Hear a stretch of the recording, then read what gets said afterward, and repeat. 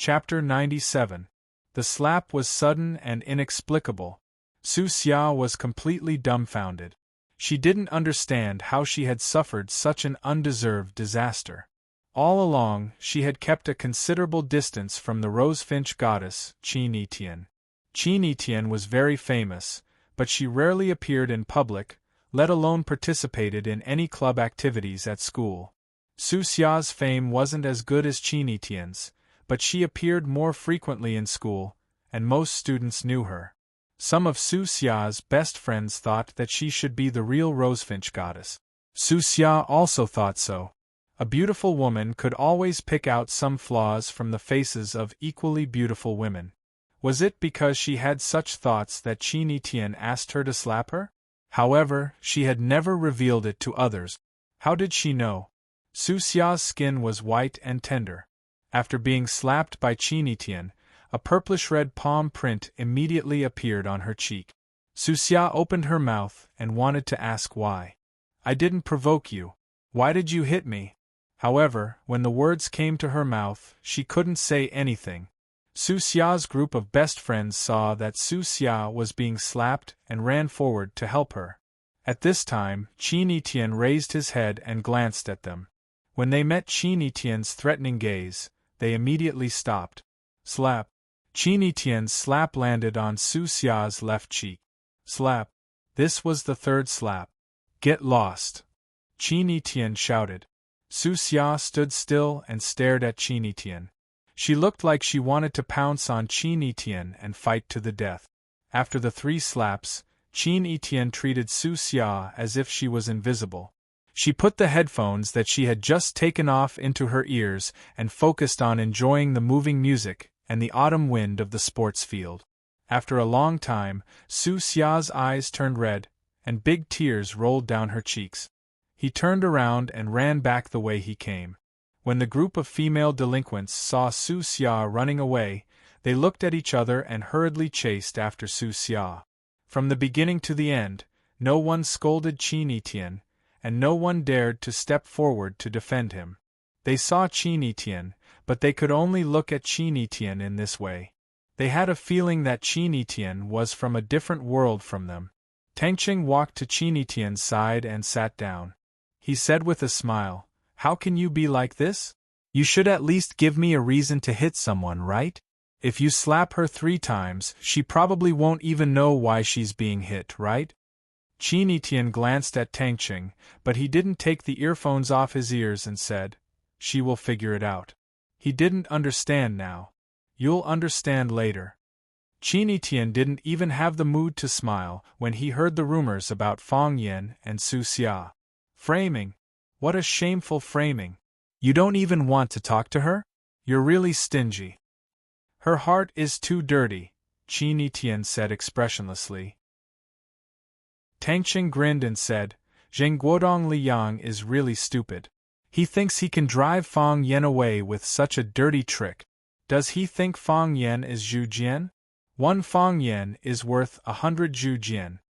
Qin Tian turned his head and glanced at Tangqing with dissatisfaction. 1,000.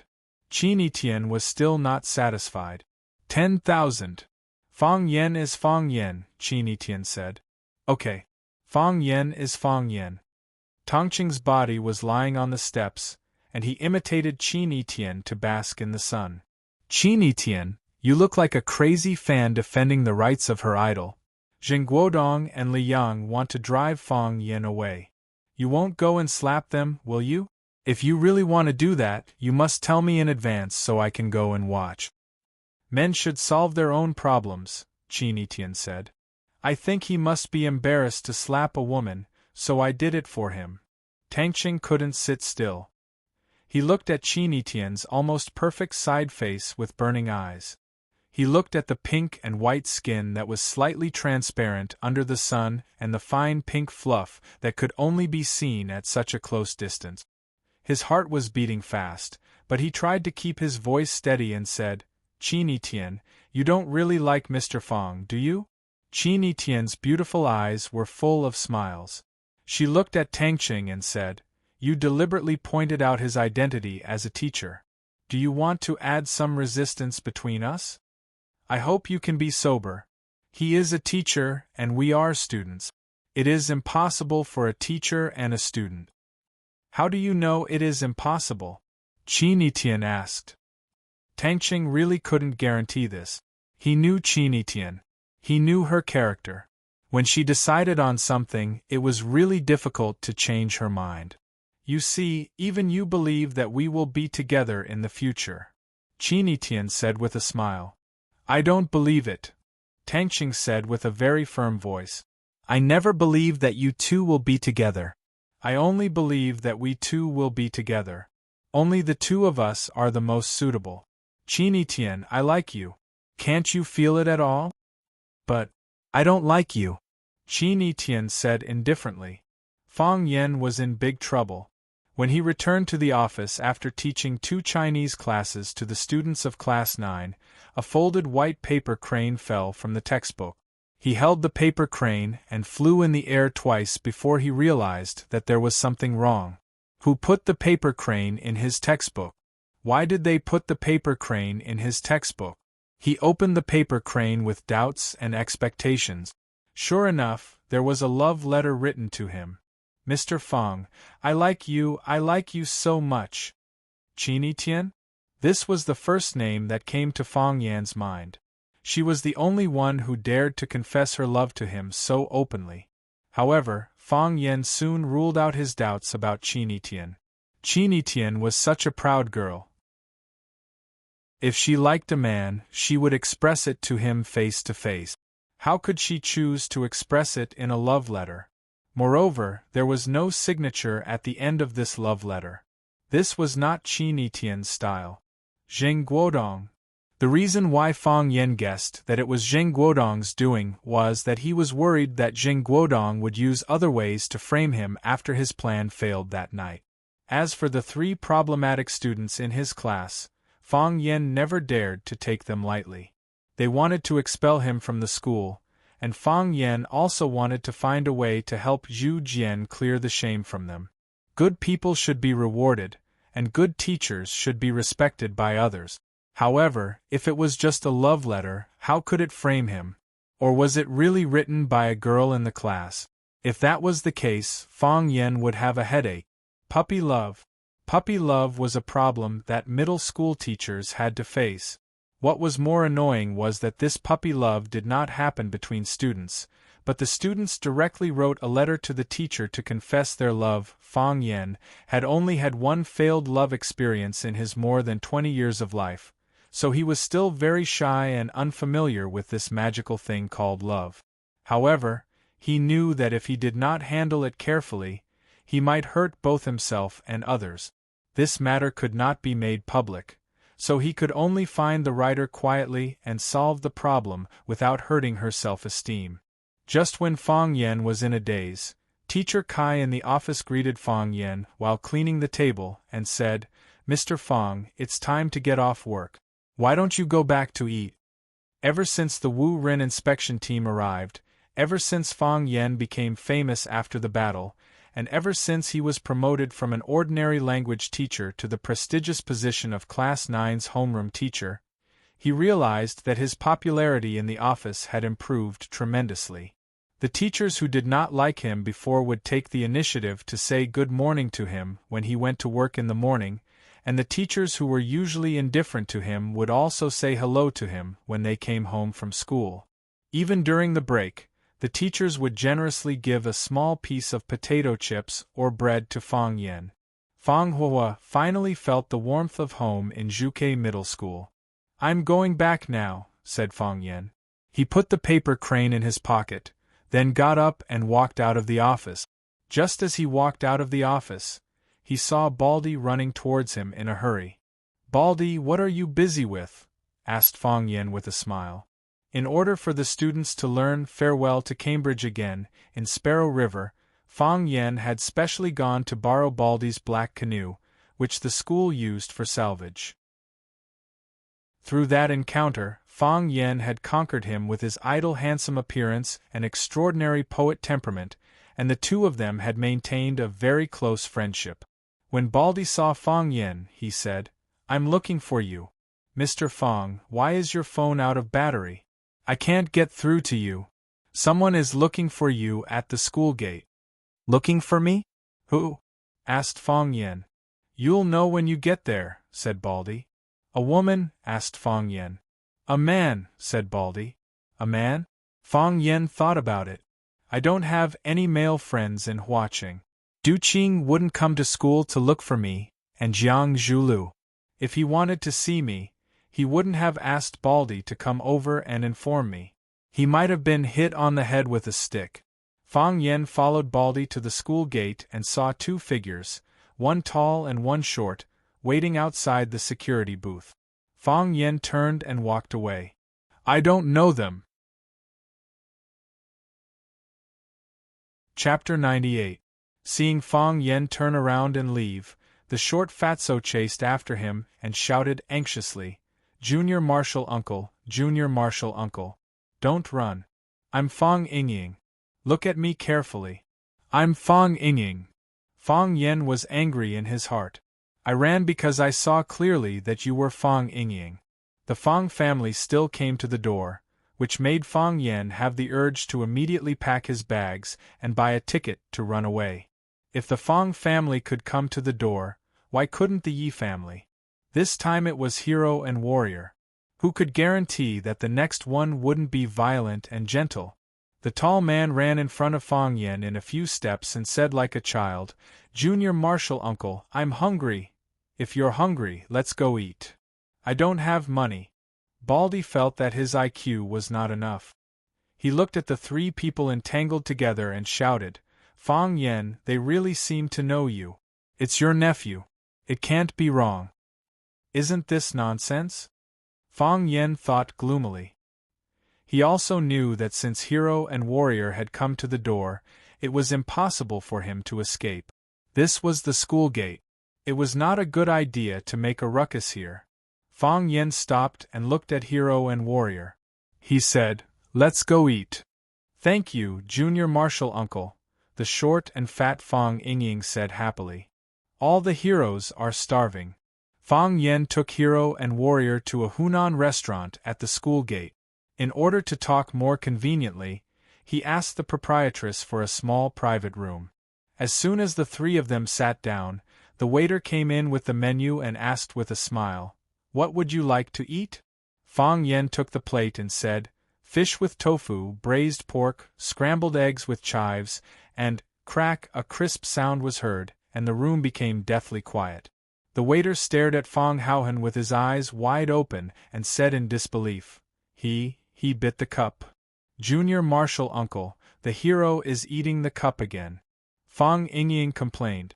Fong Yen looked at Fong Haohan and said helplessly, Hero, the dishes will be served soon. Can you bear with it for a while? Junior Marshal Uncle, I am hungry. Fong Haohan said with an infinite grievance. Fong Yen waved his hand and said, Only this one. You should fill your stomach first so that you can eat later. Thank you, Junior Marshal Uncle. Fong Haohan said happily. Then, he put the glass in his mouth and began to chew. A hand-torn cabbage. Girl, a hand-torn cabbage. Hurry up and write. Fong Yen urged. The little girl's hand holding the pen trembled. Eating a glass cup as a dessert? What kind of people are they? They won't bite, right? The little girl felt that she was in danger and was very scared. Let me do it, Fong Yen said. He took the pen and the menu from the little girl's hand. After adding a few vegetables such as hand-torn cabbage and vermicelli, he handed the menu to the little girl and said, Give us a big bowl of noodles. No rice or wine. Come up quickly. He pointed at Fong Haohan and said, If you serve the dishes slowly, he may eat all the cups on the table. The little girl's body trembled violently. She looked at Fong Haohan, who was eating the glass happily and blissfully, as if she was looking at a monster. She opened the door and ran away in a panic. Fong Yen looked at Fong Haohan and said, Hero, don't eat glass in public in the future. It's not good. Can we eat in your house? Fong Haohan asked. My house? Fong Yen stared at the hero vigilantly and said, When are you two going back?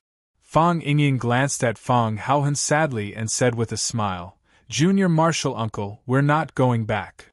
Where are we going to live? We'll live wherever you live, Fang Yingying said. Seeing Fang Yan's expression change, he quickly explained, we don't have to sleep on the bed. We can sleep on the floor or in the yard. Just give us a place to stay. Who told you to come out and find me? Fang Yan asked. Master, Fang Yingying said. Old drunkard. The hero's master was Fang Yan's grandfather, Fang Hui's disciple and adopted son. Fang Hui only had one son, Fang Yixing, and Fang Yixing only had one son, Fang Yan. The Fang family had only one son. Fang Hui was a martial arts master. His Tai Chi was superb, and people called him Shadowless Hand. The reason why Fang Hui had such a nickname was because he rarely fought with others. Even if he did fight, it was hard to see him fight. He didn't use his hands to fight, because it was embarrassing. This was exactly the case for people like Fang Hui, who had reached the peak of martial arts. Due to Fang Yan's lack of ability, he was still doing this kind of shameful thing. Fang Hui loved martial arts, and he put all his hope on his son, Fang Yixing. He didn't expect that Fang Yixing only liked reading, painting, and learning, and had no interest in Tai Chi at all. Fang Hui fought and forced his son, but Fang Yixing rejected him from the bottom of his heart. Even if he learned some punches and kicks, it was just perfunctory, and Fang Hui didn't like it at all. Fang Hui was so disappointed with his son that he chose the most talented disciple among his disciples, Mo Qingdi, as his adopted son. He wanted him to replace Fang Yixing and inherit the Tai Chi legacy. After Fang Yan was born, Fang Hui placed all his hopes on him. He nurtured him wholeheartedly and taught him personally. He wanted him to become a useful person quickly. According to seniority, Mo Qingdi should be Fang Yan's uncle. However, Fang Yan's master was his grandfather, Fang Hui, so he and Mo Qingdi were brothers. This was also the reason why the hero and the hero called Fang Yan Junior Martial Uncle. Family, there was a family and there was a door, so the title was a bit confusing. Mo Qingdi was a rare martial arts genius, and he felt the Tai Chi state 6 years earlier than his master Fang Hui. Of course, his record was broken by Fang Yan. Fang Yan felt the Tai Chi state at the age of 22, and was called a weirdo by the Fang family. However, Mo Qingdi's life was unfortunate.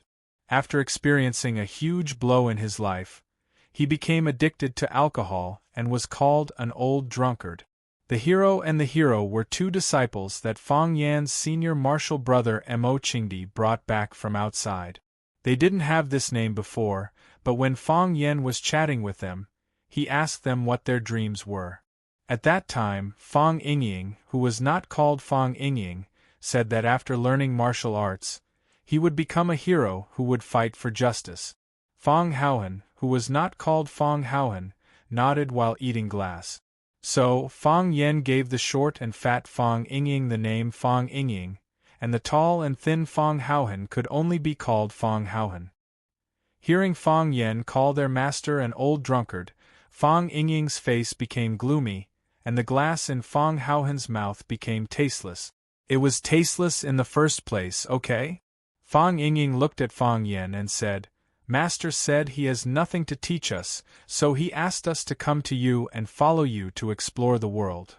We will go wherever Master says you go. Let us protect you. Fang Haohan swallowed the glass and said aloud, But I'm just a language teacher, where can I go? Do I need your protection? Fang Yan said angrily. Seeing that Fang Yan was angry, the hero immediately lowered his head and said nothing. Fang Yan sighed softly and said, How does your master know I'm in Huaqing? Everyone knows. Fang Haohan raised his head and said, What did you say? Fang Yan's face turned pale. Fang Yingying knew that Fang Haohan didn't know how to speak, so he quickly helped explain and said, Master said you have nowhere else to go. Huaqing is the safest place, so he asked us to come to Huaqing to find you. My parents know I'm in watching? Fang Yan asked. They should know. Fang Yingying saw that Fang Yan's expression was unfriendly, so he quickly changed his words and said, or maybe they don't know. Do they know or not? Fang Yan slapped the table. They know. Who else knows? The Fang family knows, the Yi family knows, and everyone else who should know knows, Fang Yingying said honestly. Fang Yan wanted to cry but no tears came out.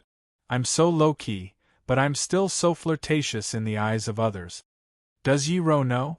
Fang Yan asked. This was the question he was most concerned about. He ran away right before the competition. Yi Ro was probably the angriest one. If this woman knew, it would be no small matter. However, the Fang family knew, the Yi family knew, so how could Yi Ro not know? He was just hoping for a little luck. Just a little. Fang Yingying nodded and then shook his head. What does that mean? Fang Yan asked. Does she know or not? When we left, Miss Yi was drinking with Master. Miss Yi asked us to bring you a message. The muscles on Fang Yan's face twitched. He felt that his heart was about to break. What did she say? Fang Yan asked bitterly. He felt that his life was too hard. What kind of god did I offend?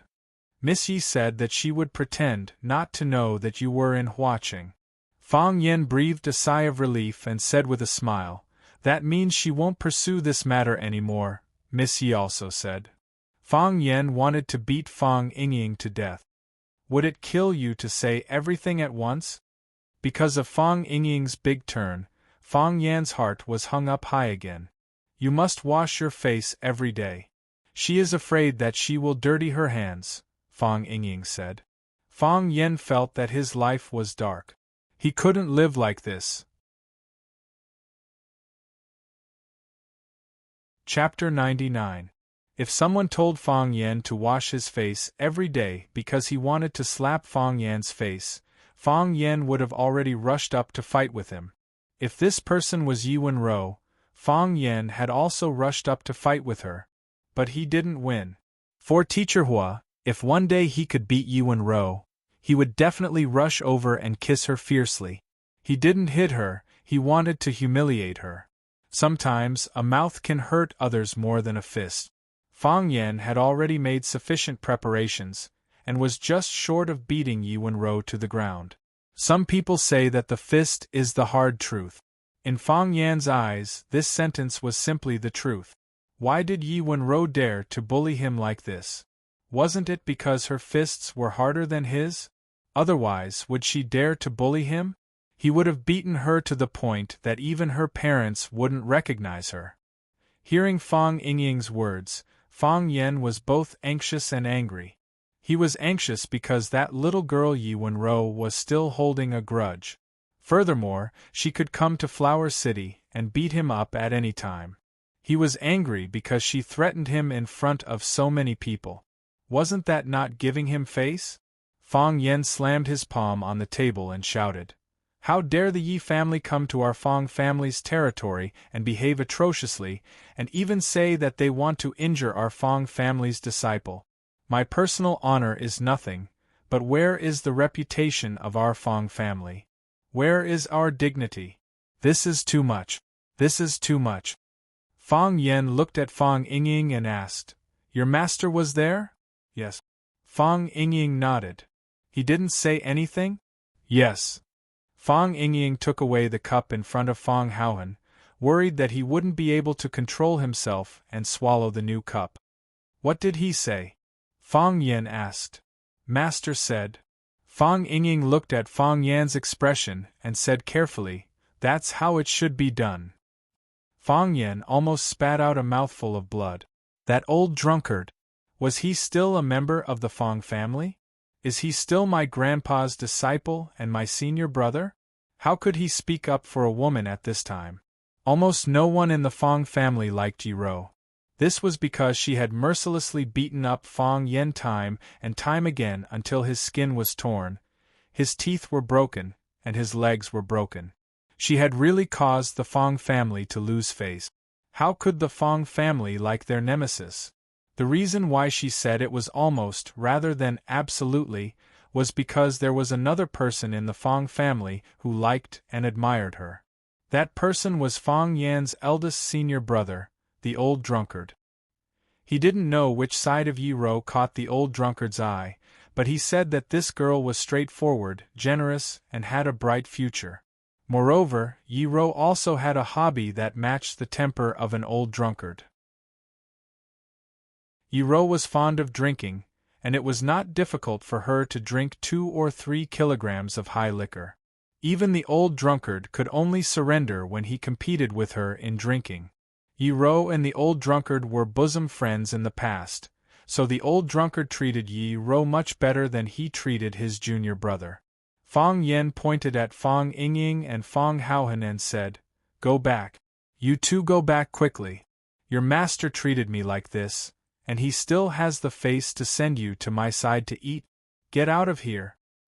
"Junior Marshal Uncle, Master asked us to protect you," Fang Haohan said with a simple and honest face. Fang Yingying patted Fang Haohan's arm, motioning him not to speak casually. He looked at Fang Yan with an obsequious smile and said, "Haohan and I are of course on the side of Junior Marshal Uncle. That Yi Ro, miss, she has nothing to do with us. Am I right? Ever since we were young, the person that Hero and I admired the most was Junior Marshal Uncle. Our ultimate dream is to follow little Marshal Uncle to brave the world, do chivalrous deeds, and become true heroes." Fang Yingying originally wanted to call Yi Ro by her name, but thinking of this woman's usual arrogant and domineering style, he quickly added the respectful title of Miss. Fang Haohan nodded and said, "That's right." Fang Yan sighed softly, knowing that since these two burdens had come, it would not be so easy to drive them away. He looked at Fang Yingying and asked, "Do my parents know that you came here?" "Both master and madam know." "What did they say?" "They didn't say anything." "Then they pretended not to know." Fang Yan said, "My father. He wasn't angry, right?" Fang Yingying thought for a moment, shook his head and said, "I don't know. But on the day young master ran away, master smashed his study." Fang Yan wanted to hit someone. He wanted to give Fang Yingxiong, who looked like a bad guy, a good thrashing. How could you tease other people's feelings like this? The old man smashed his most precious study, which he usually didn't let people enter. Don't you know whether he was angry or not? Fang Yan felt that he was very weak and helpless now. Fang Yingying noticed Fang Yan's murderous eyes, shook his big head and said seriously, "I really don't know. How can we, as his disciples, guess what's on master's mind?"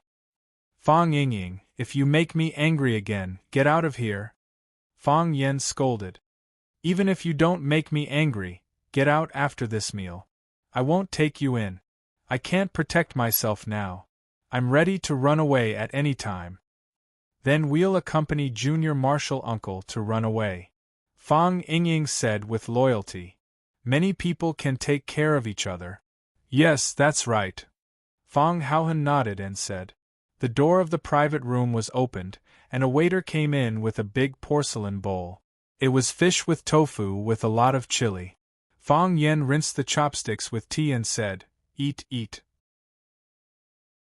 You two get out of here after the meal." The actions of the two heroes did not look heroic at all. The two of them tore the chopsticks out of the disposable bag. Ignoring the fiery red chili on the chopsticks and the sizzling hot oil, they scooped up the fish and fed it to their mouth. It was so hot that they couldn't bear to spit it out even if they screamed. Fang Yan glanced at them with a noble and cold look and said, "I often eat this dish." After saying that, he felt very sour in his heart. If they were at home, there would be all kinds of delicacies. What kind of delicacies couldn't they eat? When the waiter closed the door and left, he was still looking at the faces of the three people in the room curiously, not knowing what he was looking for.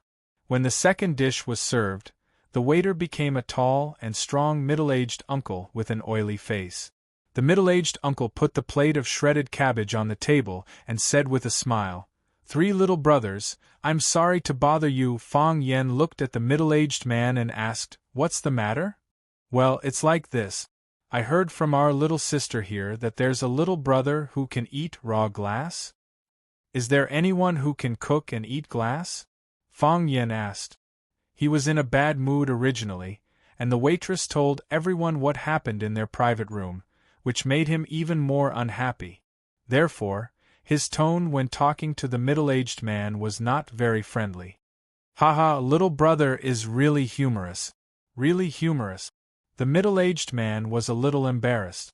However, he seemed to have a very strong ability to resist attacks. He still didn't give up his goal. He looked at Fang Yen and said, It's like this. When the little sister said that someone can eat glass, many guests outside heard it.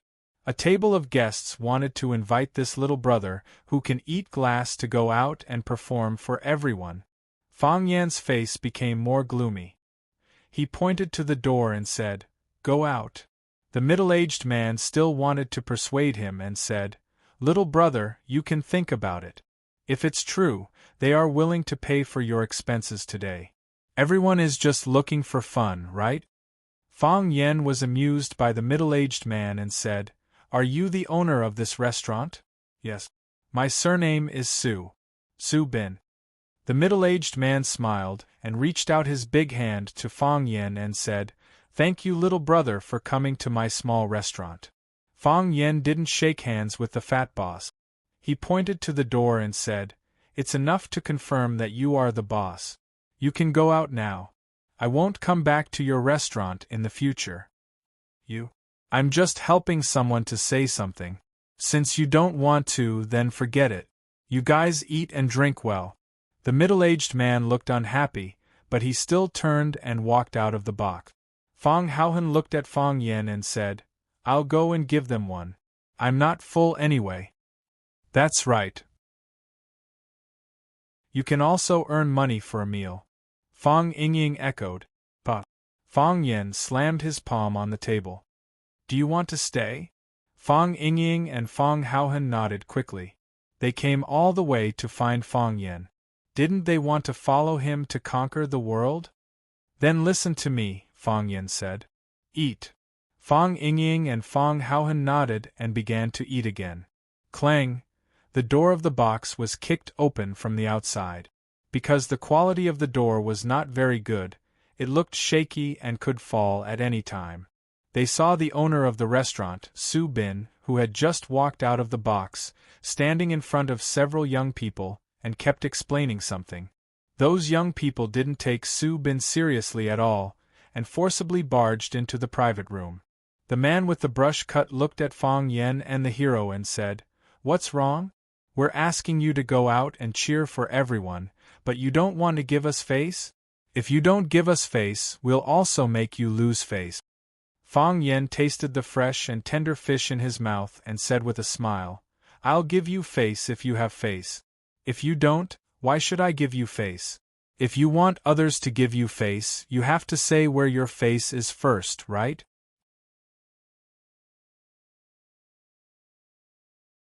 Chapter 100. There was a martial arts school next to Rosefinch Secondary called Huaching Glory Martial Arts School. Most of the students in the martial arts school were boys. They were at the age where they were full of energy. Relying on their good skills, they often went outside the school to fight. Because the two schools were close, Glory Martial Arts School students and Rosefinch Secondary students often had conflict. Glory Martial Arts School students would either snatch Rosefinch's students' girlfriends or force Rosefinch's students to give them a pack of cigarettes or borrow 200 yuan to spend. Rosefinch Secondary students were proud and arrogant. Naturally, they were not willing to be bullied like this.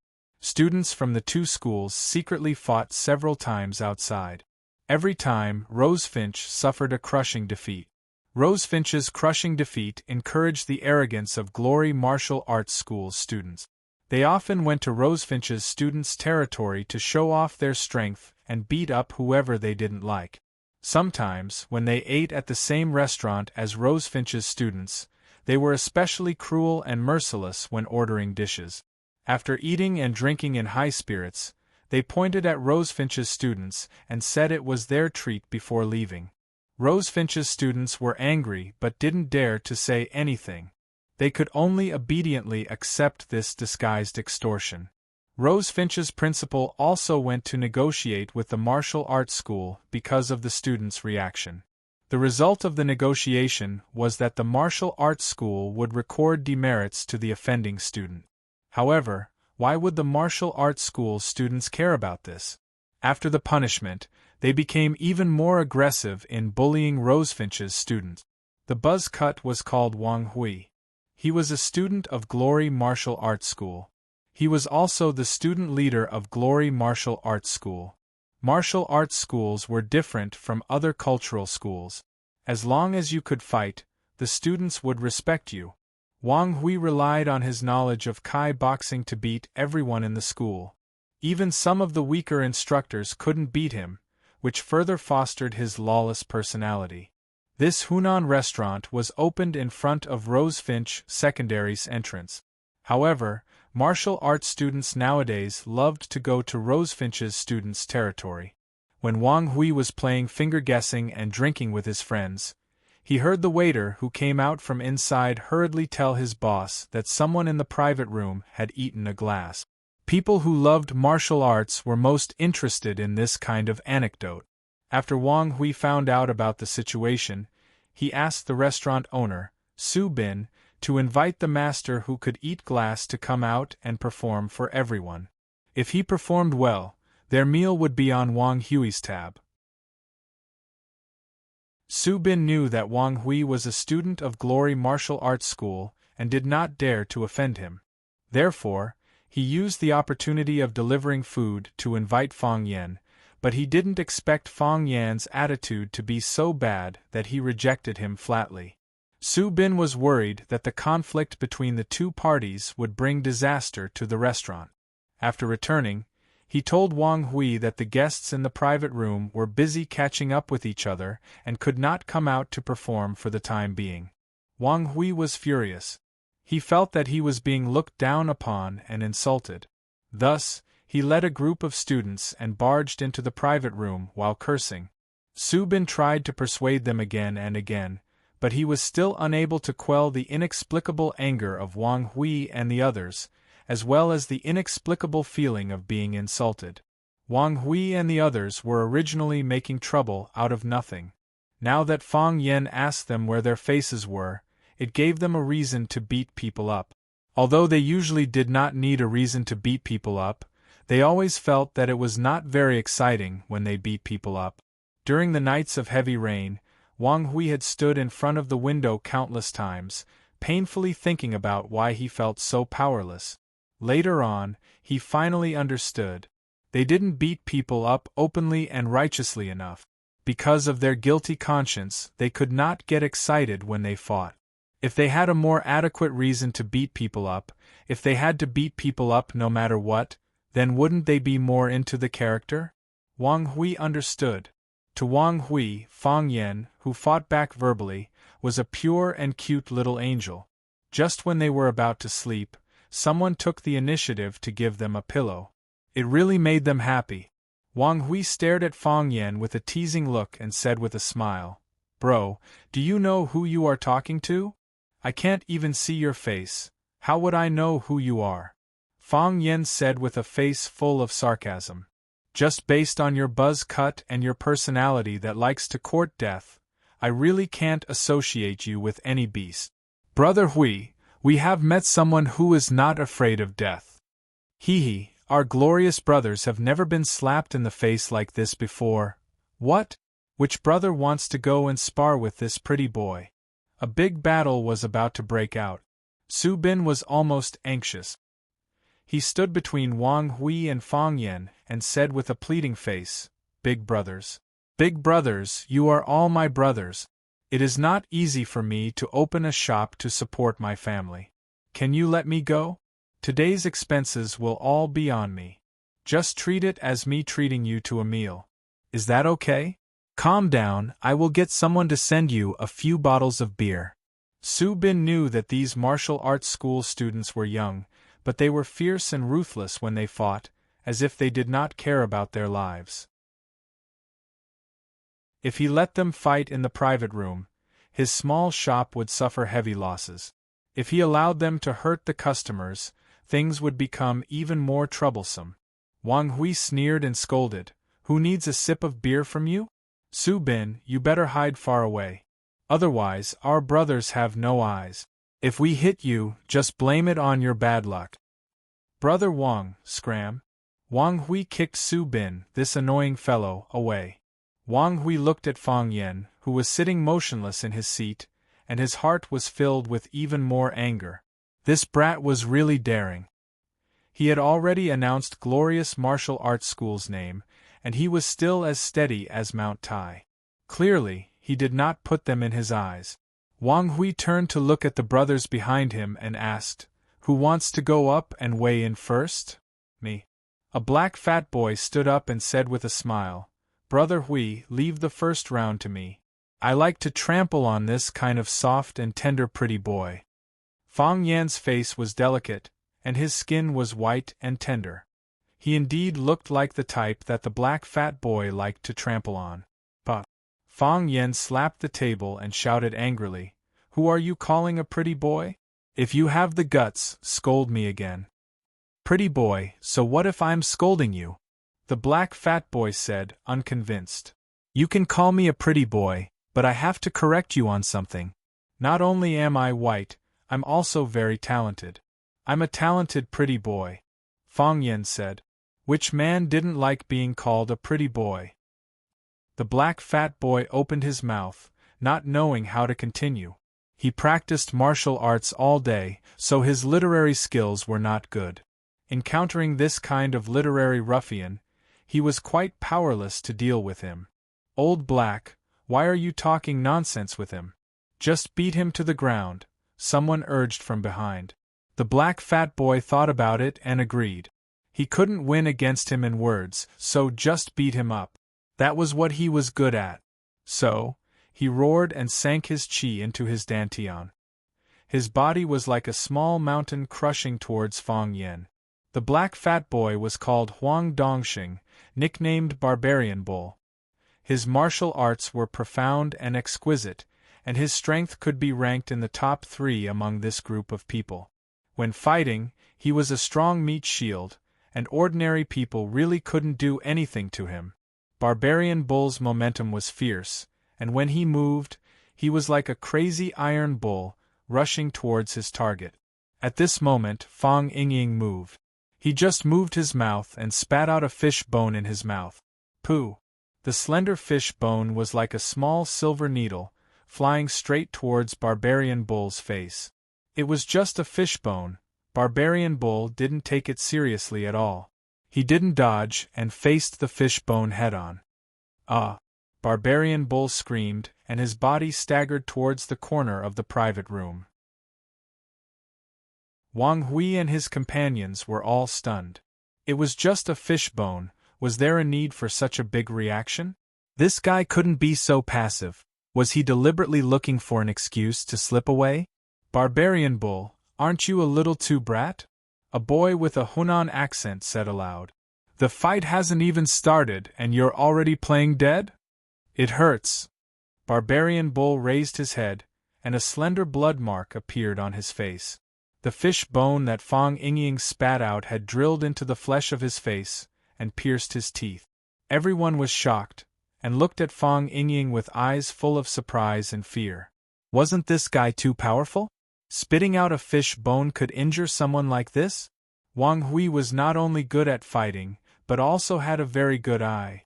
He knew that he couldn't do this move. Spitting could hurt people, and if it was just the strength of the mouth, it would cause almost zero damage to a martial artist like Barbarian Bull. However, even Barbarian Bull couldn't withstand it, which proved that this guy used Qigong. Experts who knew Qigong were rare in society. Even if they had a lot of people present, they wouldn't necessarily be able to gain any advantage. Wang Hui's eyes tightly stared at Fang Yingying, and he asked in a deep voice, "Brother, where did you come from?" Fang Yingying laughed and said, "I don't have any background. I just saw that he was a fatso, and I was also a fatso, so the two of us were a pair. I didn't expect him to be so weak. Why don't you try another one for me?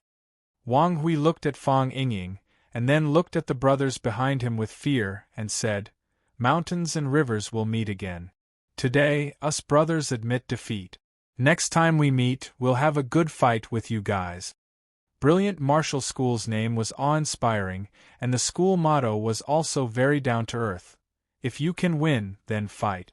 If you can't win, then run.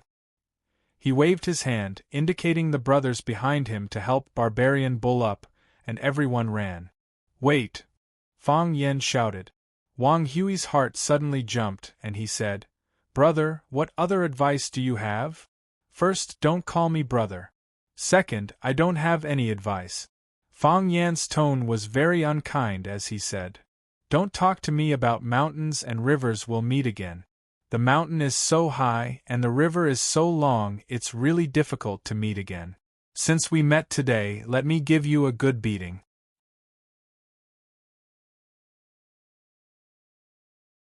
Chapter 101. Since we've met today, let me give you a good beating. Hearing this, Wang Hui had the urge to kneel down on the spot. Look, how refreshing and satisfying these words are. Not only does it show that I'm very cultured, but it's also very novel to those who hear it. It had to be said that in this world, there were many things that required talent. For example, acting cool. Wang Hui and his friends usually used the following two ways of acting cool.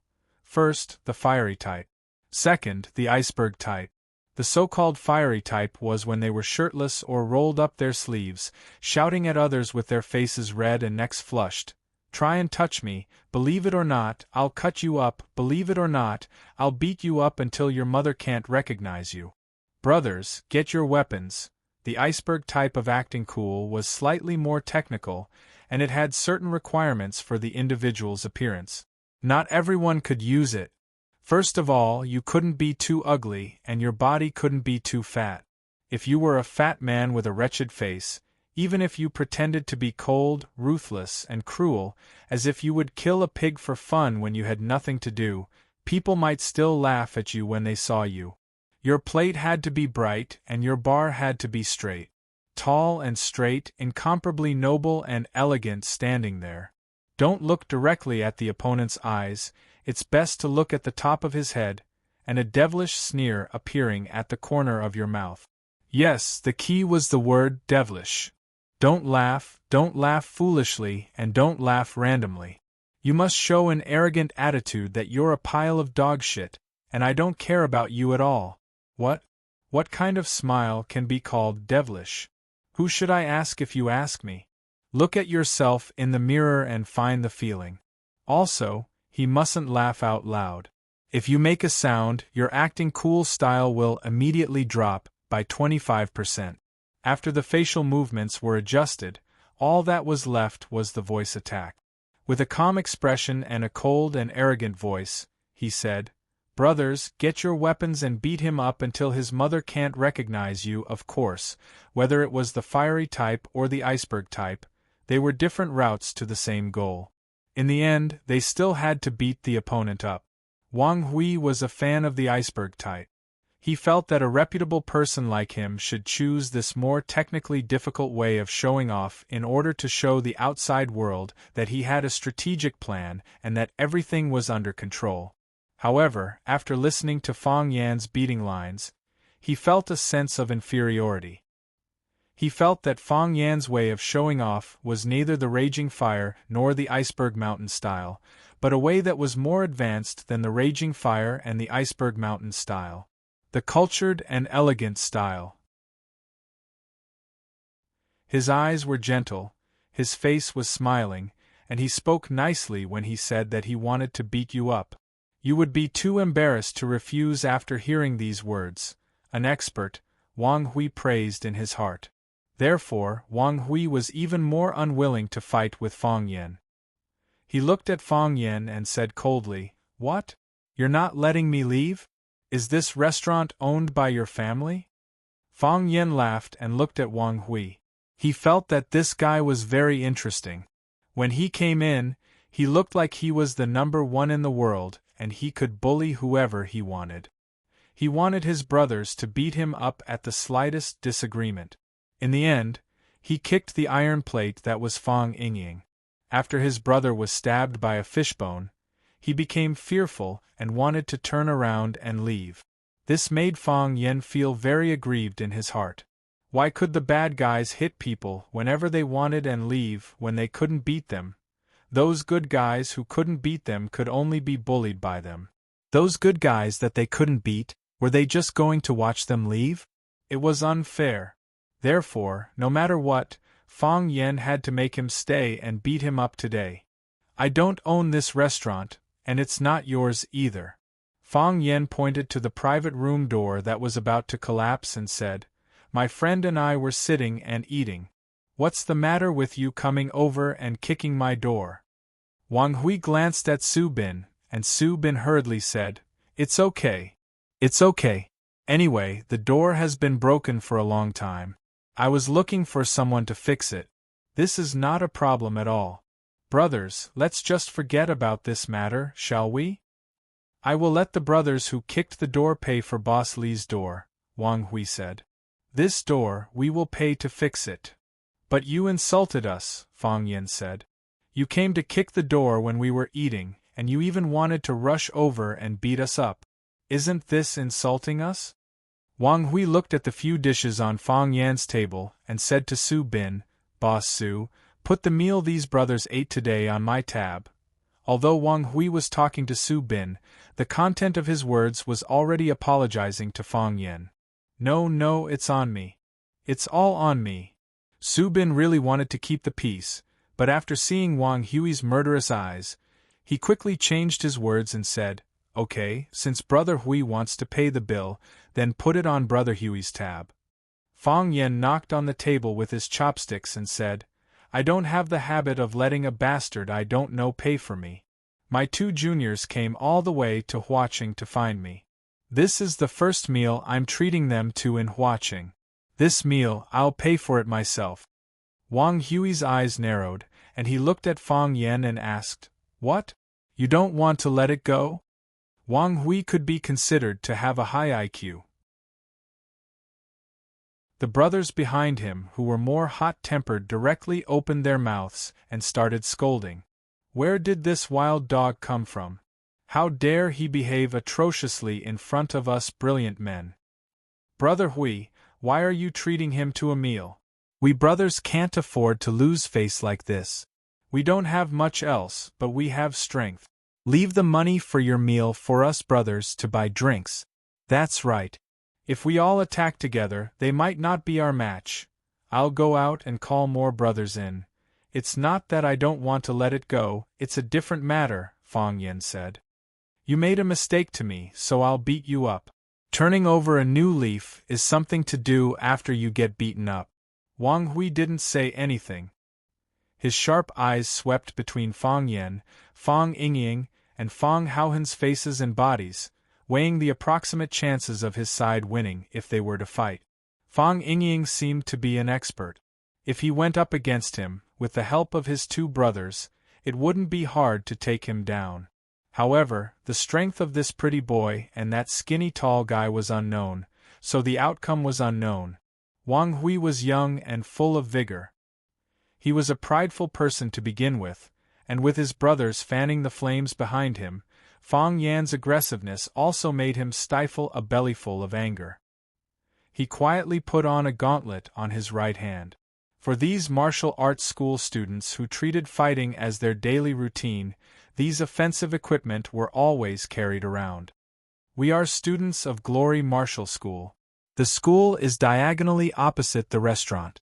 You might not understand the situation of us martial arts school students.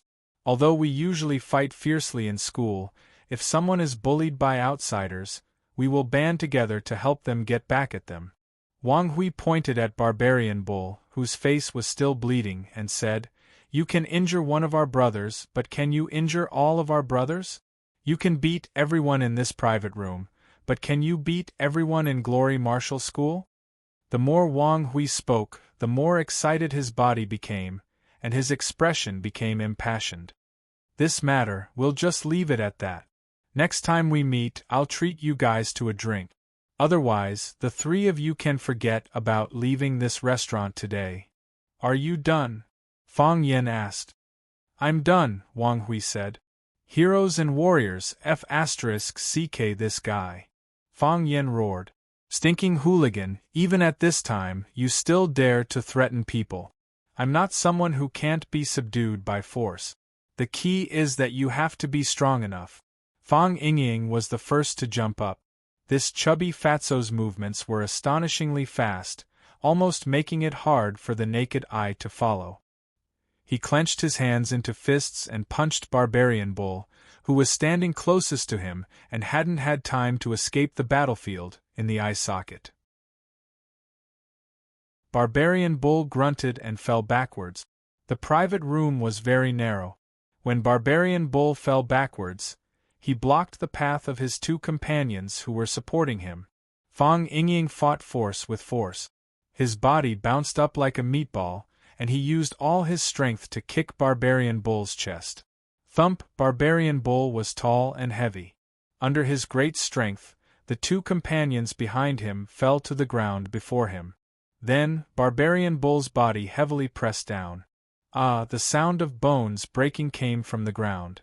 When Fang Yingying made his move, Fang Haohan also made his move at the same time. He saw someone wearing a knuckle duster pouncing towards him. He picked up the glass cup on the table and threw it out.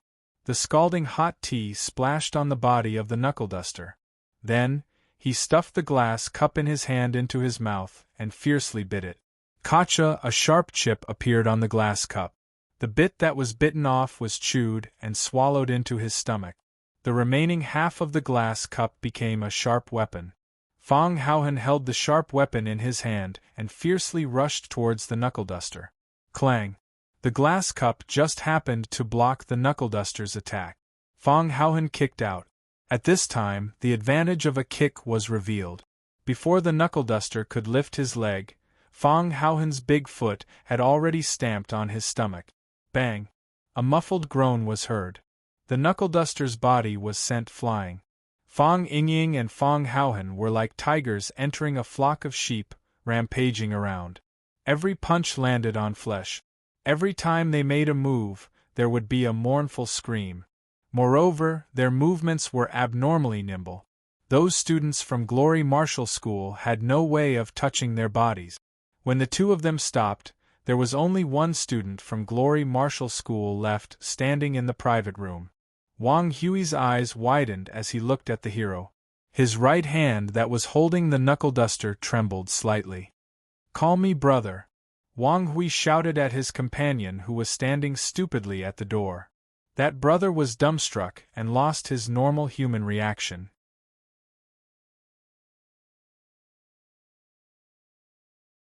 Chapter 102.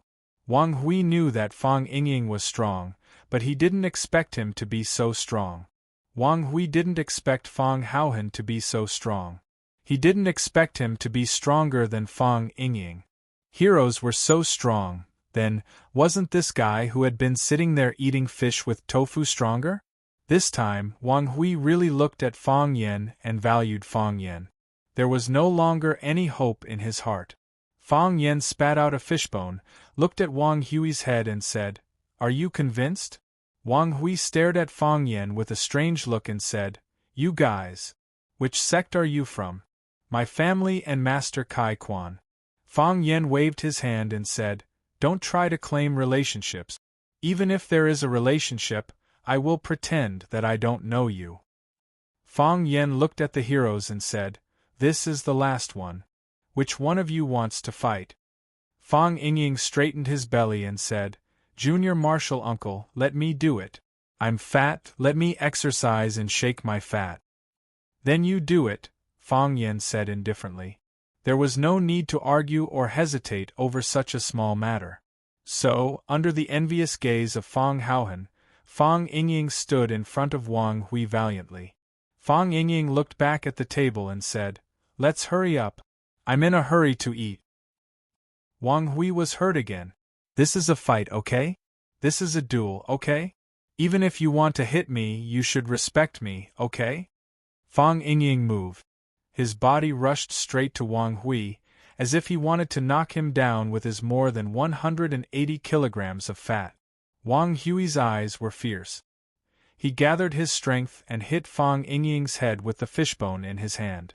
Fang Yingying's head was big and fat, so he was the perfect target. Whoosh! When Fang Yingxiong was about to get close to Wang Hui, he suddenly landed on one foot and turned 180 degrees. Can you imagine the scene of a chubby man dancing Little Swan on one foot? Yes, that was what Fang Yingying did. With a quick but definitely not beautiful turn, he easily dodged Wang Hui's fist attack and jumped to Wang Hui's side. Wang Hui quickly turned around and struck Fang Yingying's chin with an uppercut.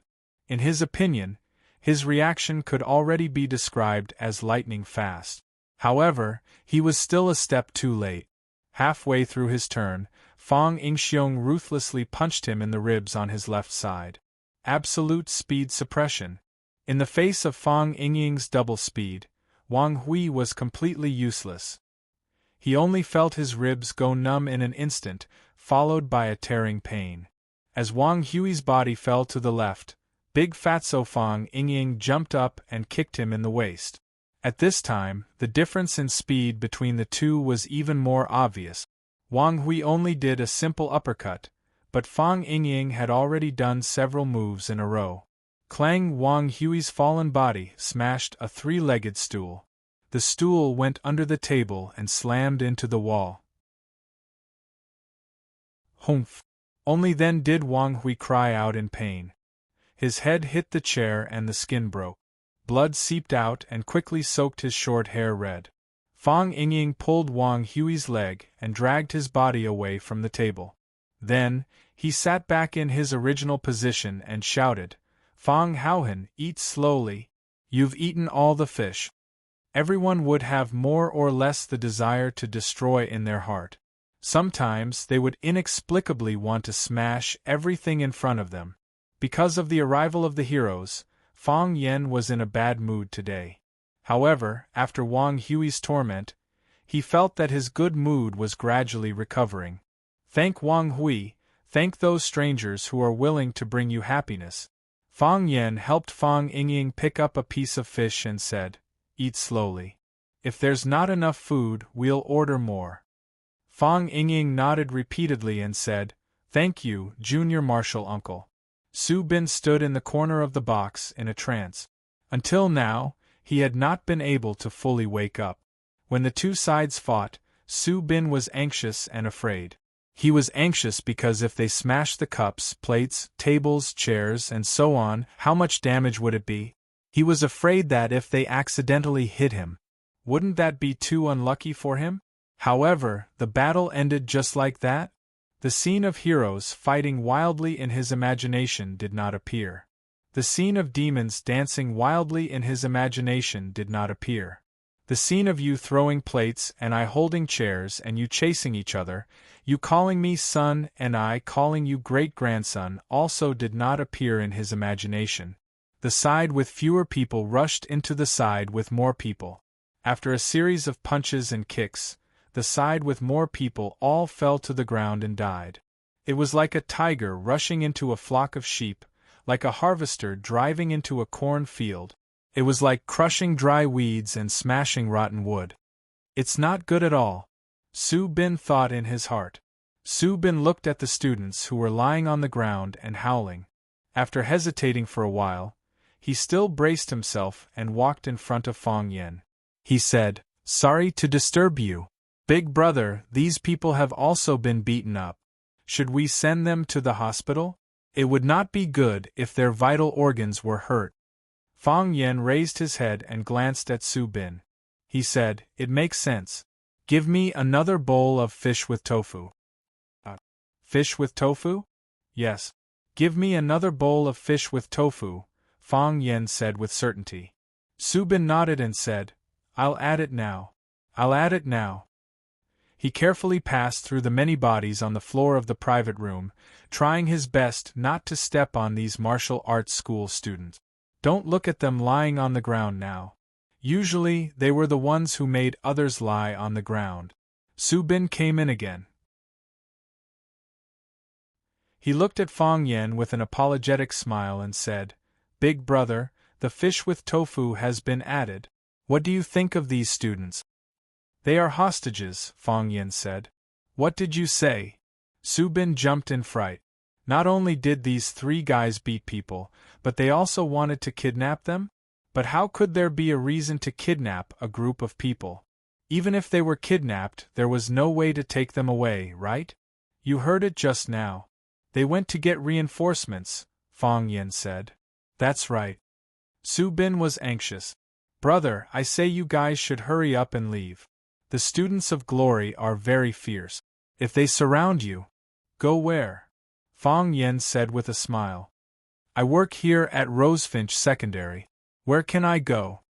You are a student of Rosefinch. You don't look like a teacher? Su Bin asked doubtfully. There was one more sentence that he didn't dare to say. Fang Yen didn't look like a teacher either. He looked too young. I'm a teacher.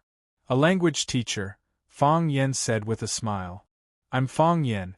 I'm very famous in the school. You'll know once you ask around. I'll ask around later, Su Bin said fawningly. But I don't like you, Fang Yen said. You just invited my friend out to perform. Fang Yen pointed at Fang Haohan and said, he can indeed eat glass.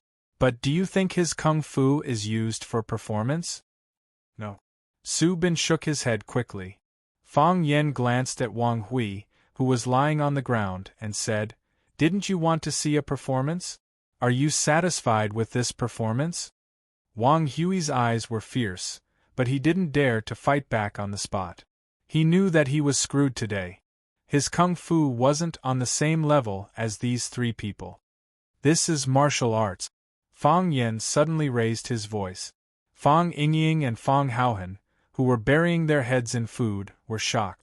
The students of glory who were lying on the ground moaning or pretending to moan also trembled. Is martial arts for you to drink and liven things up? Everyone was silent. Fang Yen pushed his chair away and stood up. He walked in front of Wang Hui, looked at him and said, Bullying businessmen, extorting students, doing these dirty things all day. Is this the ultimate purpose of your kung fu? Do you have the pride and dignity of a martial artist?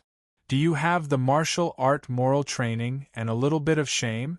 When your body is strong, your brain is atrophied. Don't you need face? Do you believe that I won't cripple your kung fu? Wang Hui and the others looked at Fang Yen in shock. This guy could cripple people's kung fu? Just like the peerless masters in TV and movies? Even Fang Yingying and Fang Haohan looked at Fang Yen with curiosity, as if they had discovered a new continent. Fang Yen smiled awkwardly and said, I accidentally said it. I often see this sentence on TV and wanted to try it. If I break your hands and feet, do you think you'll still have kung fu? Everyone was shocked. So what he meant by crippling people's kung fu was breaking people's hands and feet. It was too cruel and not advanced. There's always someone stronger than you, and there's always someone stronger than you. You think you're very good at fighting, but what if you meet people like us who are even better at fighting? You beat people down and we beat you down. Don't you feel humiliated? Don't you feel uncomfortable? I don't care if you feel humiliated or not. Anyway, I can't feel it, Fang Yen said. I've never been defeated by anyone before.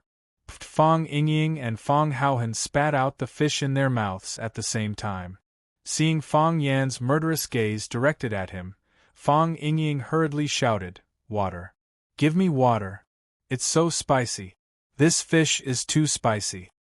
Fang Haohan didn't like to talk, but his brain's reaction speed wasn't slow. He picked up the teacup in front of him and gulped it down. I ate a chili, Fang Haohan said after finishing the water in the teacup in one gulp. At this moment, a commotion came from outside the private room. Oh my God, so many students from Glory Martial School. They're running over here. Glory Martial School is going to beat people up. There's going to be a good show to watch. Su Bin ran over to open the window of the private room and saw a dense crowd of Glory Martial School students surrounding his little restaurant. Something big is going to happen. Su Bin was anxious.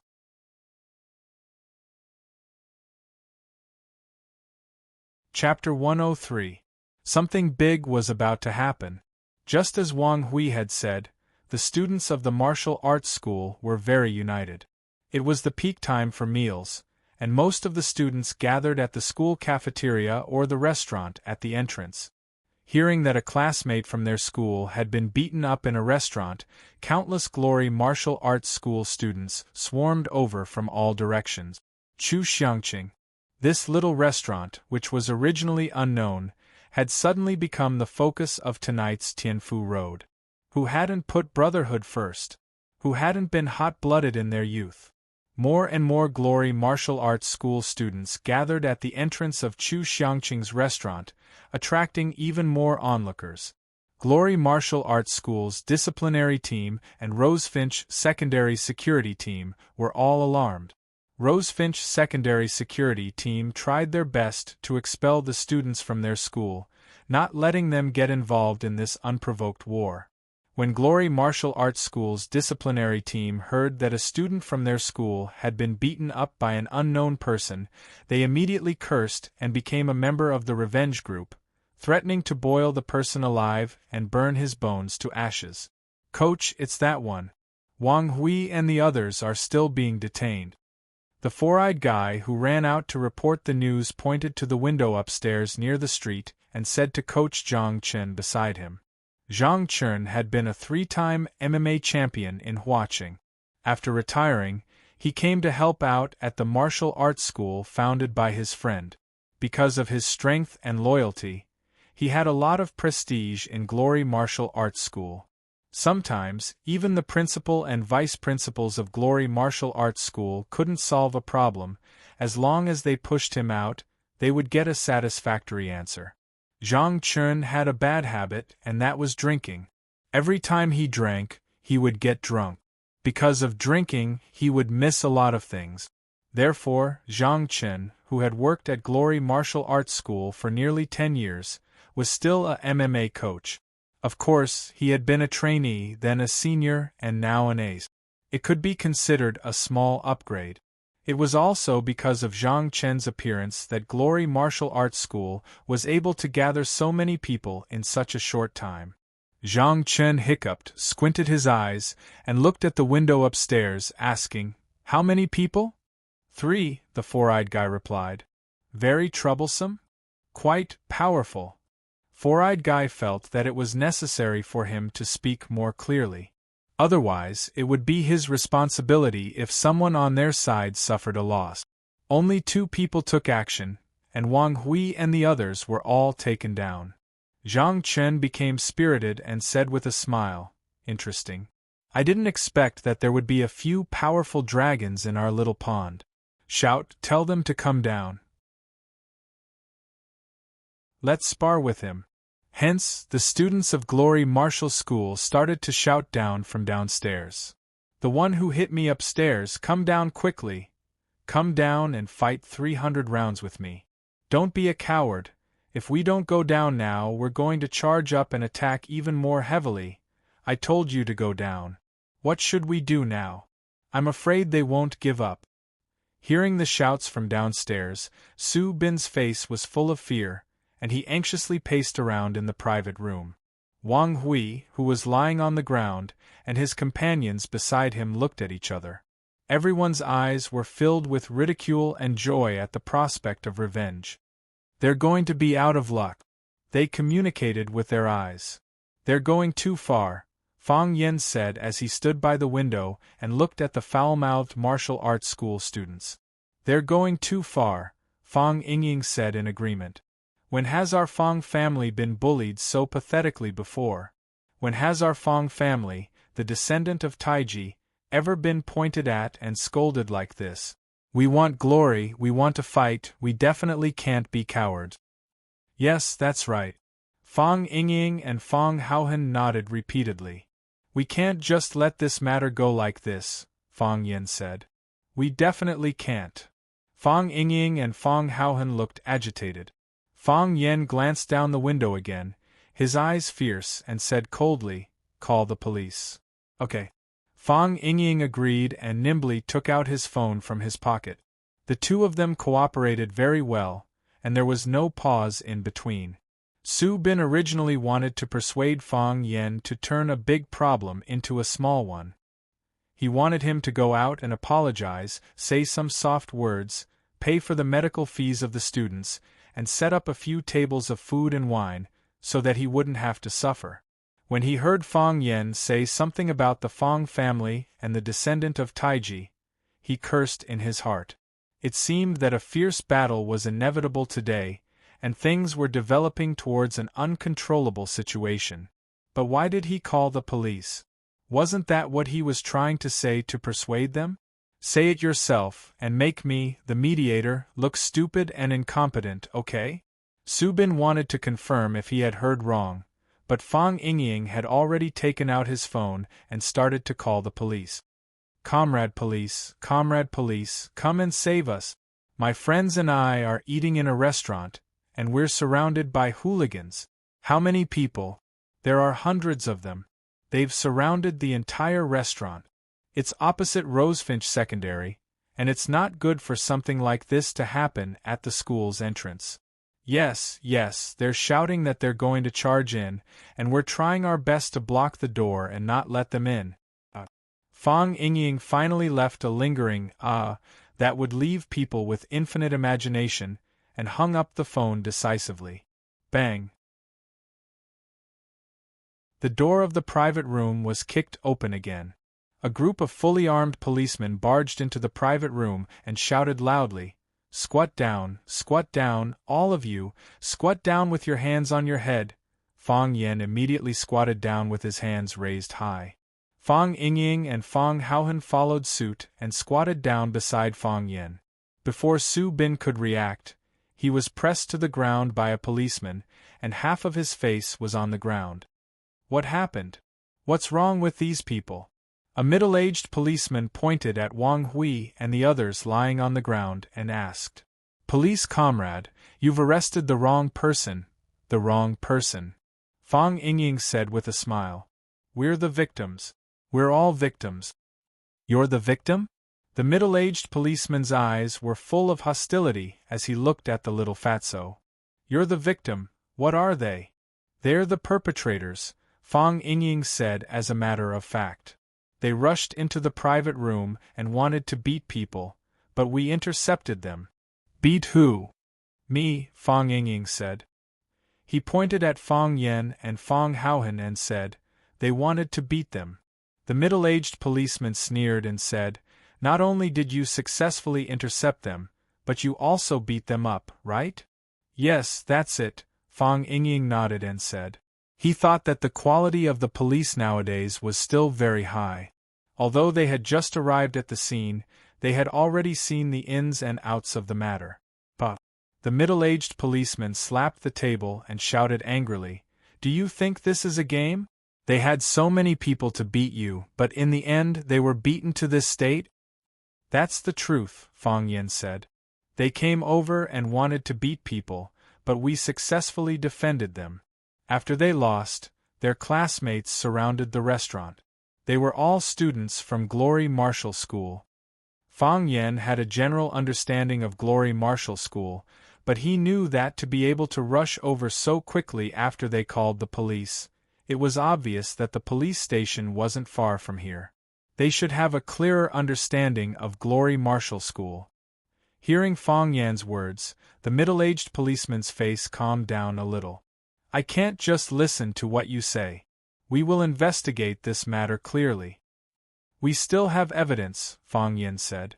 He pointed at Fang Yingying and said, "It was my friend who called the police.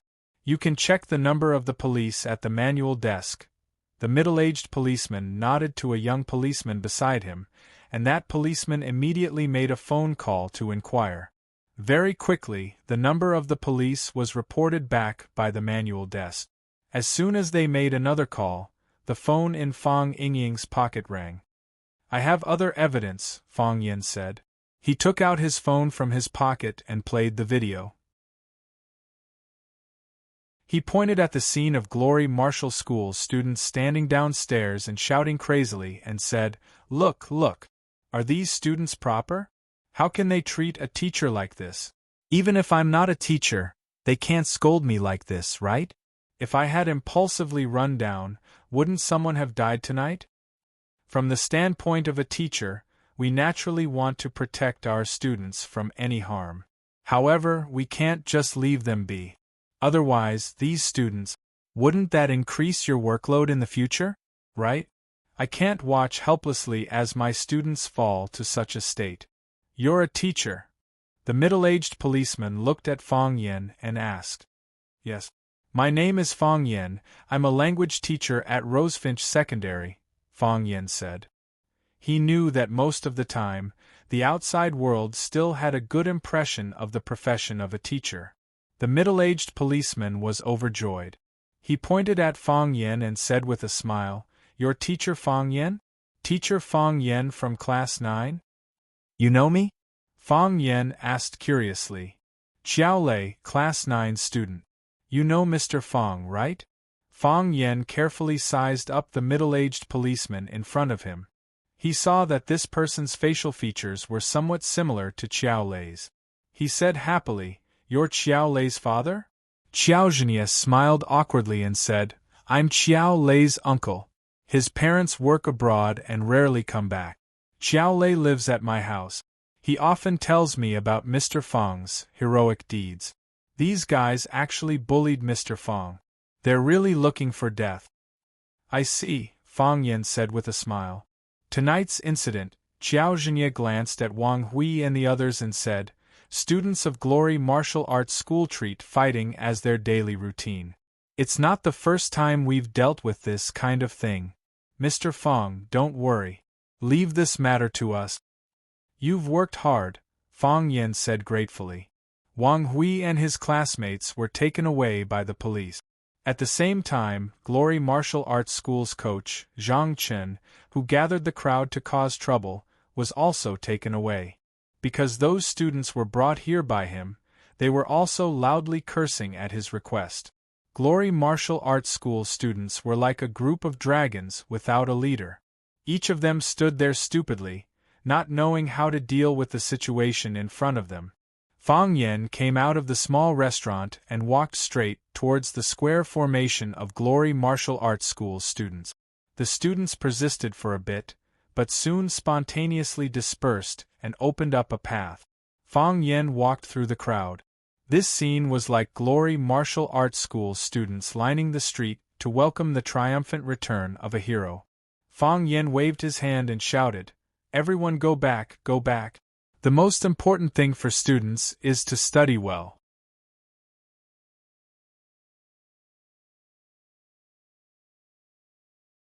Chapter 104.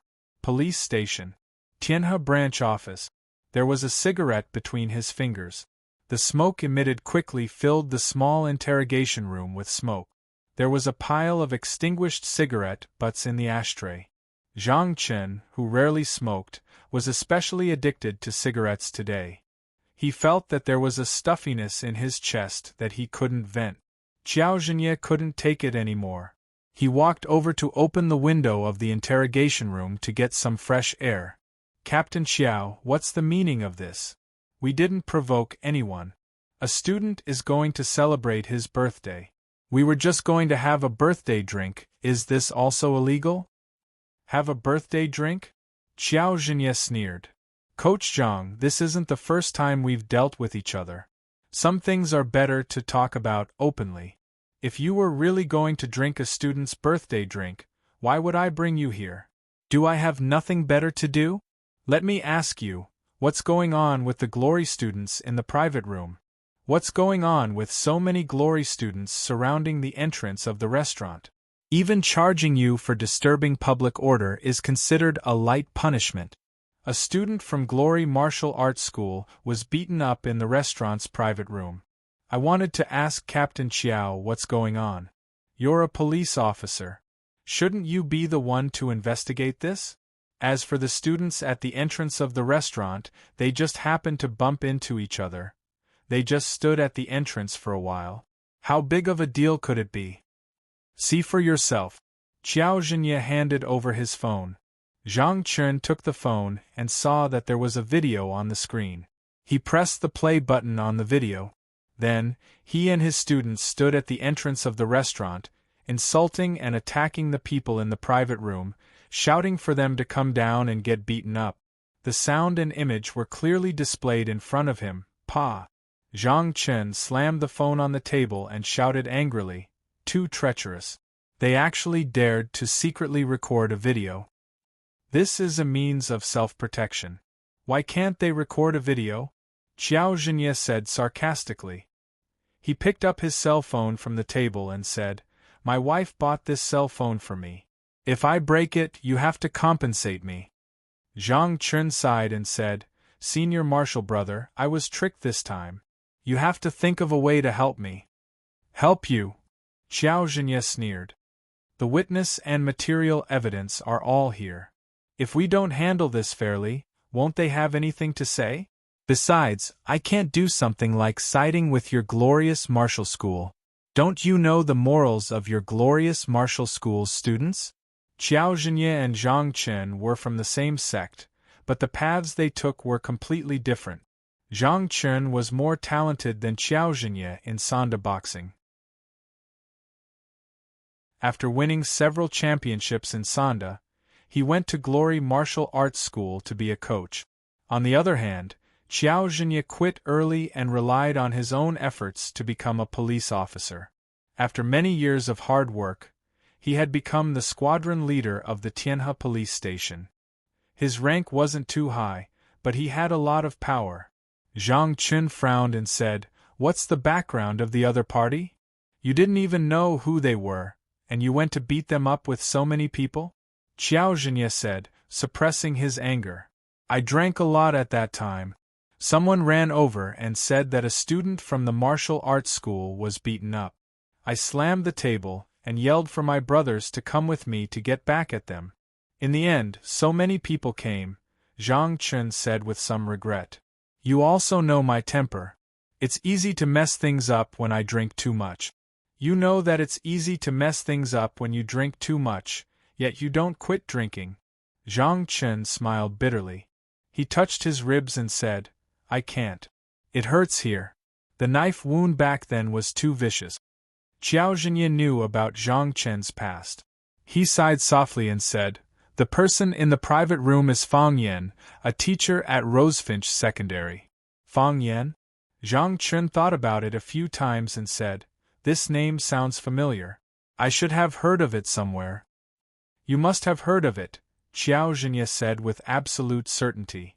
"A few days ago, a Japanese inspection group came to Rosefinch Secondary. One of the Japanese students cheated in a fencing competition and angered Mr. Fang. He jumped up and sent the person flying. My nephew told me dozens of times. I've heard of his name. Your Glory and Rosefinch are so close. How could you not have heard of him?" Zhang Chen suddenly understood and said, "So it's him. It's rumored that he's amazing. I was going to go and challenge him." "What did you say?" Qiao Zhenye was furious. "It's just a spar," Zhang Chen said indifferently. "You know how I am. I have good wine and a good opponent. If I don't enjoy myself, it'll be worse than killing me." "What if he doesn't want to compete with you?" "Then I'll force him to compete with me." Zhang Chen. "Brother, you can't persuade me on this." Fang Yan originally wanted to live with a beauty, but now a hero came. Lu Chaoga's courtyard had 2 bedrooms. In order to repay Lu Chaoga's selfless help, Fang Yan once proposed to each live in a room with her. Lu Chaoga refused, but the hero readily agreed. The hero's residence was settled, but Fang Yan had a new problem to worry about.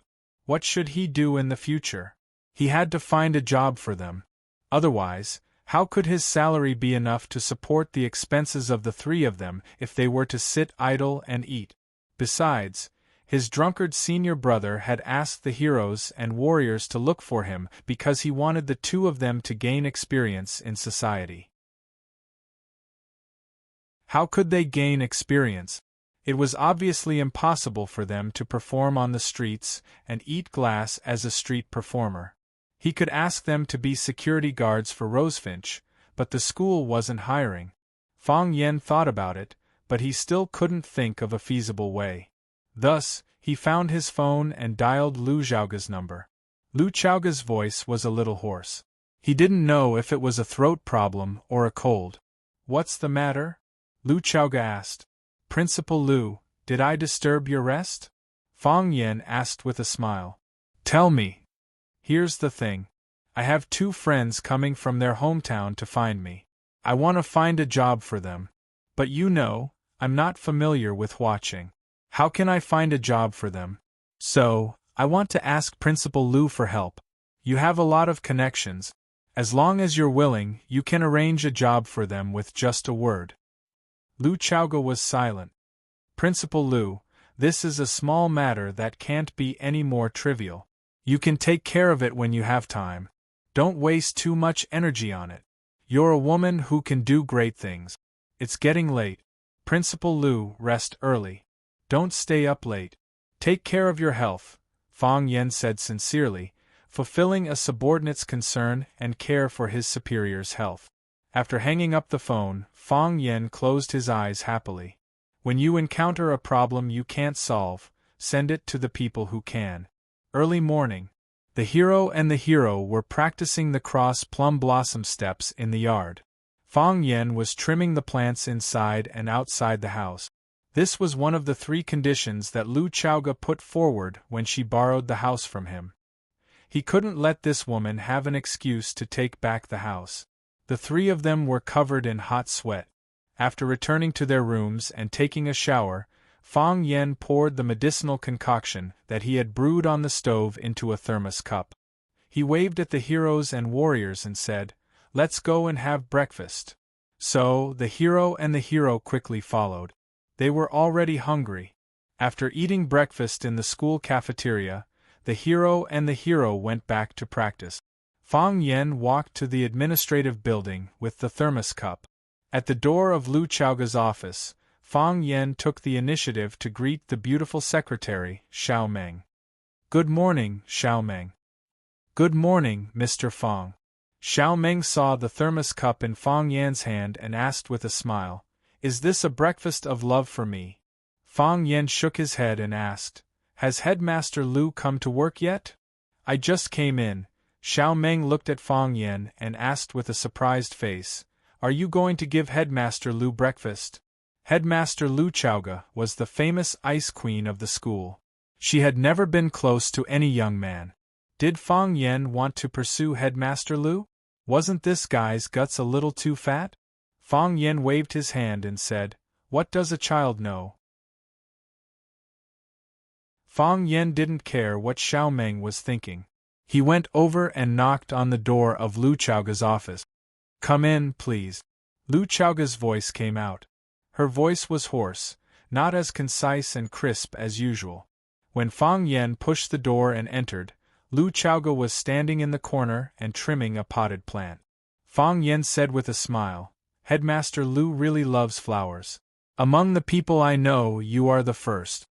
Lu Zhaoga was wearing a black professional suit. Inside the tailored uniform was a snow-white vest. The outer coat was serious, and the inner lining was relaxed. It didn't look old-fashioned or too casual. Lu Zhaoga was a natural clothes rack. Of course, the key was that she had a good-looking face. A good-looking person would look good in any clothes. The scissors in Lu Zhaoga's hand stopped. She turned to look at Fang Yen and asked, "What's the matter?" "Headmaster Lu, I called you last night and heard something wrong with your voice. I chose a few Chinese herbs and made a pot of herbal tea for you. This tea can cure the early cold, moisturize the heart and lungs, and protect the throat. Try it. If the effect is good, I'll make a few more pots for you." Headmaster Lu stared at Fang Yen calmly and didn't speak. Fang Yen handed over the teacup and said, "Headmaster Lu, don't worry. I didn't make medicine for you to ask you to do something for me. I just respect your character and thank you for your care for me all the time." Lu Chaoga took the thermos and looked at Fang Yen and said, "Thank you for your medicine. I can't do it for you."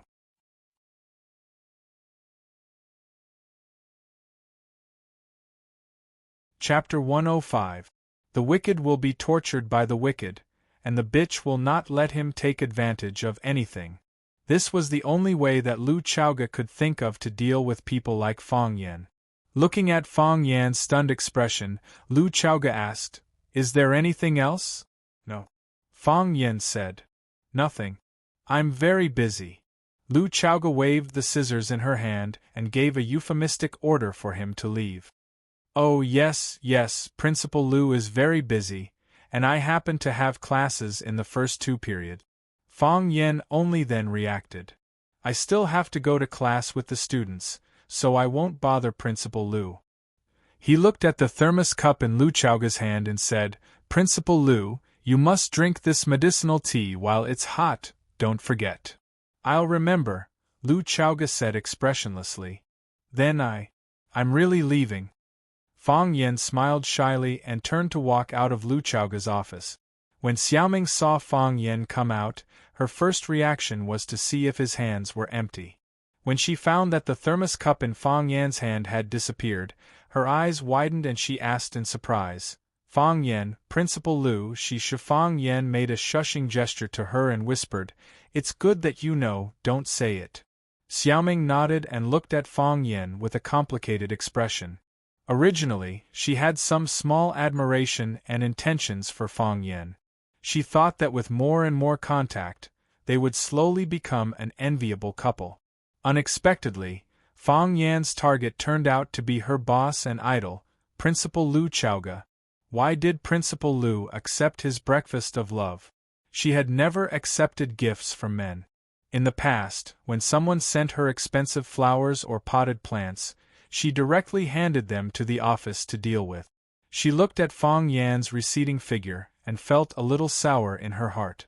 It was as if he had just eaten an unripe green date. Lu Chaoga didn't know what the 2 young men and women were thinking. She put the thermos cup that Fang Yen had brought over on the windowsill, and then continued to trim the welcome pine with scissors. In fact, Lu Chaoga didn't like the welcome pine tree because there were too many people there. It had almost become a standard feature of a company or business owner's office. No matter how elegant an object was, as long as many people owned it, it would become vulgar. For example, RMB. Everyone was playing with it and everyone liked it. However, everyone felt that it was too tacky to talk about money. But if you have a big carat diamond or a rare gem in your hand, then no matter how noble the occasion is, it will not be demeaning to speak of it or show it. It will only add to your endless elegance.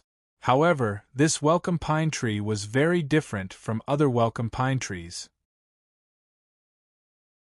The welcome pine tree, which was commonly seen in the market, would try to stretch out its branches and leaves, like people stretching out their arms to welcome guests from afar. When Lu Chaoga found this welcome pine tree in the flower market, it was abandoned in the corner by its owner. The reason why it was abandoned was that it didn't have branches to extend out to welcome guests. Who would buy a welcome pine tree that didn't want to welcome guests? However, Lu Chaoga fell in love with it at first sight. She felt that this welcome pine tree, which didn't look luxuriant and too straight without branches, looked like a person. Fang Yen. In the Taekwondo dojo, Fang Yen was infuriated by Chiba Haomu and suddenly jumped out to beat him up. After beating him up, he stood alone in the center of the dojo with a thin body and a cold expression. Didn't he look exactly like this welcoming pine? The welcome pine tree she trimmed was not willing to extend its arms and bow to welcome guests. Who had Fang Yen ever welcomed? 10 minutes later, Lu Chaoga put down the scissors and carefully looked at the work she had just finished. There were still some flaws, but it was time to go to work. She liked flowers and potted plants, but she would never use her working time to do these things. Most of the time, she used the time before work or during her break. Lu Chaoga put the scissors on the windowsill and went to the bathroom to wash her hand. Then she sat on the chair and began to work. Every morning when she worked, she would first deal with the emails from the day before. This was a habit she had developed when she worked in the United States. Her throat was extremely itchy, so she immediately covered her mouth with a tissue and coughed. She coughed so hard that it seemed like her lungs would never stop. Her face turned purple, and she was worried that she would vomit her lungs out if she opened her mouth. She took out some cough water from her bag and was about to spray it into her mouth, but she stopped just in time when she was about to press it. Her eyes turned to the purple thermos on the windowsill again. It stood there quietly, not at all as ostentatious and strange as its owner. After hesitating for a while, Lu Chaoga walked over, picked up the thermos, and unscrewed the cap. It wasn't like what she had imagined, where she could smell an unpleasant herbal smell when she opened the lid. Not only was it not unpleasant, but there was a fragrance of herbs. The medicine was not the black color she was familiar with, but a translucent orange-yellow color. It was like the first brew of ripe pu tea soup. Is this medicine or tea? Lu Chaoga thought in her heart. The color was tempting, and the fragrance assailed her nostrils. Lu Chaoga couldn't help but take a sip. A warm and cool feeling went straight into her mouth, and before she could savor it carefully, it slipped down her throat. The thick phlegm deep in her throat that she couldn't cough out came into contact with the tea soup, and she immediately surrendered and became a deserter. The burning and itchy feeling quickly disappeared. Lu Chaoga was overjoyed and drank the whole cup of tea in one gulp. Her mouth was watering and she felt refreshed. It actually gave her the urge to have another bowl. The high fever and cough caused by the inflammation of her throat had been tormenting her for 2 days and 2 nights. Last night, when Fang Yen called her, she was coughing so hard that she couldn't fall asleep. She took a lot of anti-inflammatory drugs, and although it was getting better, she didn't fully recover. Fang Yan's tea soup was simply her life-saving elixir. She really didn't want to suffer like this anymore. Not only was her body uncomfortable, but it also affected the progress of her work. After cleaning the thermos, she called the secretary Xiao Meng in and said to Xiao Meng, "Give the thermos to Mr. Fang Yen and ask him to send another cup tomorrow morning." "Okay, principal." Xiao Meng nodded and quickly took the thermos. When leaving Lu Chaoga's office, she couldn't help but sneak a glance at Lu Chaoga. There was an irrepressible joy and happiness on her face. Principal Lu is in love, Xiao Meng thought in her heart. When Zhang Chen was teaching the students how to fight, someone shouted at the door of the classroom, "Coach Zhang, someone is looking for you." Zhang Chen looked back and said to the students, "You are free to practice. Don't be lazy. If I see anyone being lazy, you are not allowed to eat tonight. Prepare to run 50 laps on the field." In brilliant martial arts school, Zhang Chen was famous for being strict with the students. Everyone promised that they wouldn't be lazy. When Zhang Chen walked out of the classroom, he found that 3 young people wanted to see him. To be more precise, 3 young Rosefinch students wanted to see him. Although they weren't wearing Rosefinch's school jacket, they were wearing the school's pants. Zhang Chen looked at them vigilantly and asked, "Who are you? Why are you looking for me?" Could it be that he had a conflict with Fang Yen last night, and today his students came to take revenge for their teacher? The problem was, these 3 students, from their crooked posture, he could see that their lower bodies weren't stable. He could probably knock them all down in 10 seconds. These kinds of people wanted to help his teacher get back at him? However, what Zhang Chen didn't understand was that last night, it was clearly their brilliant martial arts school that was at a disadvantage. Why would Rosefinch be dissatisfied? "Are you teacher Zhang Chen?" Zheng Guodong asked with a smile, a fawning look on his face. "Who are you?" Zhang Chen asked. "I'm Zheng Guodong said. "My dad is Zheng Tianqing, Rosefinch Secondary School Board member." Zheng Guodong knew that if he only said his name, Zhang Chen probably wouldn't put him in his eyes at all. However, if he said his father's name, Zhang Chen couldn't help but look at him in a different light. He had used this move countless times, and it worked every time.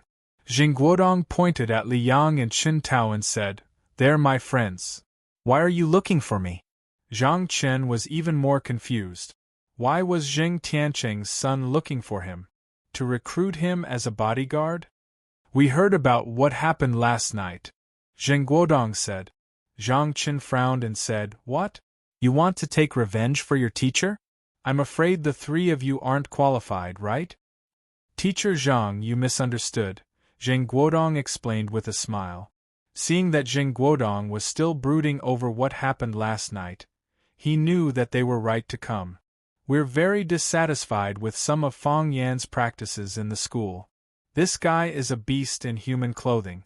On the surface, he says one thing, but in the dark, he does another. The teachers and students in the school don't like him. We think, if Teacher Zhang wants to find Fang Yan to compare notes, we can help to provide some convenience. If Teacher Zhang needs, we can even trick him to come out to the place you specify." Zhang Chen's eyes narrowed and said, "You mean you want me to challenge Fang Yan and teach him a lesson? Is that right? You're his students?"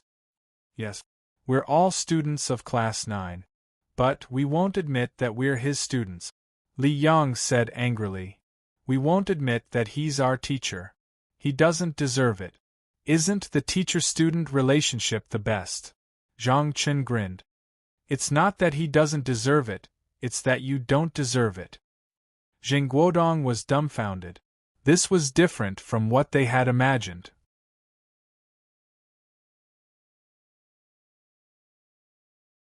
Chapter 106. It shouldn't be like this, the plot shouldn't be like this. This morning, when Zheng Guodong, Li Yang, and Chen Tao heard about the conflict between Fang Yan and the students of Glory Martial Arts School while eating in Chuxiangqing, and how the ace coach of Glory Martial Arts School, Zhang Chen, brought many students to surround the restaurant, and how the police came out to take the troublemakers away, they immediately made detailed and accurate fantasies and deductions about the subsequent development of this matter. When Glory Martial Arts School's coach Zhang Chen was suppressing a bellyful of anger and trying to take revenge on Fang Yan, they appeared like a timely rain and offered their huge selfless help. Plus, they had a common enemy, Fang Yan, so both sides hit it off and had a good chat. Coach Zhang Chen warmly pulled their hands and wanted to keep them for lunch, but they refused with the reason that they had another place to go to at noon. But Zhang Chen was a rough person who practiced martial arts, saying that if they didn't accept his invitation, it would be not giving him face. For the sake of the same ideal and goal, they reluctantly stayed. During the meal, each person only drank a bottle of beer, not more, to avoid messing things up. Why didn't Zhang Chen act according to the script at all? "Teacher Zhang, are you okay?" Zheng Guodong asked with a face full of doubt. There was no reason. Why did he suddenly become so fierce to his benefactors? "Are you crazy?" Zhang Chen said with a cold smile. "No wonder people say that the quality of education at Vermilion Bird Academy has been getting worse and worse these past few years. The students that come out are getting worse and worse. Even trash like you can get in. No wonder this school is getting worse and worse. Although the students of our Glory Martial Arts School are a group of rough people who practice martial arts, no one would do something as beastly as inviting others to beat up their own teacher. Are you still human? Cruel and unscrupulous is the description of you guys, right? Teacher Zhang, don't you have enmity with Fang Yan? Why are you speaking up for him?" Chen Tao also found it hard to understand. This guy was really stupid. Could it be that he couldn't even tell who was truly good to him? "I have no enmity with Fang Yan," Zhang Chen shouted angrily. "We just had some conflicts. He made me lose face, so I'll go to his door to get back at him. But I will go there openly and fight with him fair and square. I don't need the help of you bastards whose conscience has been eaten by dogs. Who the hell are you? Do you think that everyone in the world is as shameless as you? Zhang Chen, I'm warning you." Zheng Guodong pointed at Zhang Chen and cursed. Bang! Zhang Chen stretched out his hand at lightning speed and grabbed the finger that Zheng Guodong was pointing at his nose. "Do you believe that I won't break your bones?" Zhang Chen glared at him and said angrily. Jing Guodong only felt that the finger that Zhang Chen grabbed was getting tighter and tighter. It was burning with pain, as if it was about to be squeezed off. Seeing Zhang Chen's terrifying appearance that looked like he was about to bite someone, Zheng Guodong began to feel fear from the bottom of his heart. His face was pale and he said shakily, "Don't help. If you don't want us to help, then forget it. We were just saying." Zhang Chen grabbed Zheng Guodong's finger and didn't let go. His sharp eyes stared into Zheng Guodong's eyes, as if he was considering whether or not to break his finger. "Hurry and let go of Jing. Don't bring trouble to yourself and the school," Li Yang shouted anxiously. "Zhang Chen, if you dare to touch Jing, don't think about continuing in glory. Glory will also be out of luck." Chen Tao also threatened. Zhang Chen forcefully pushed with his palm.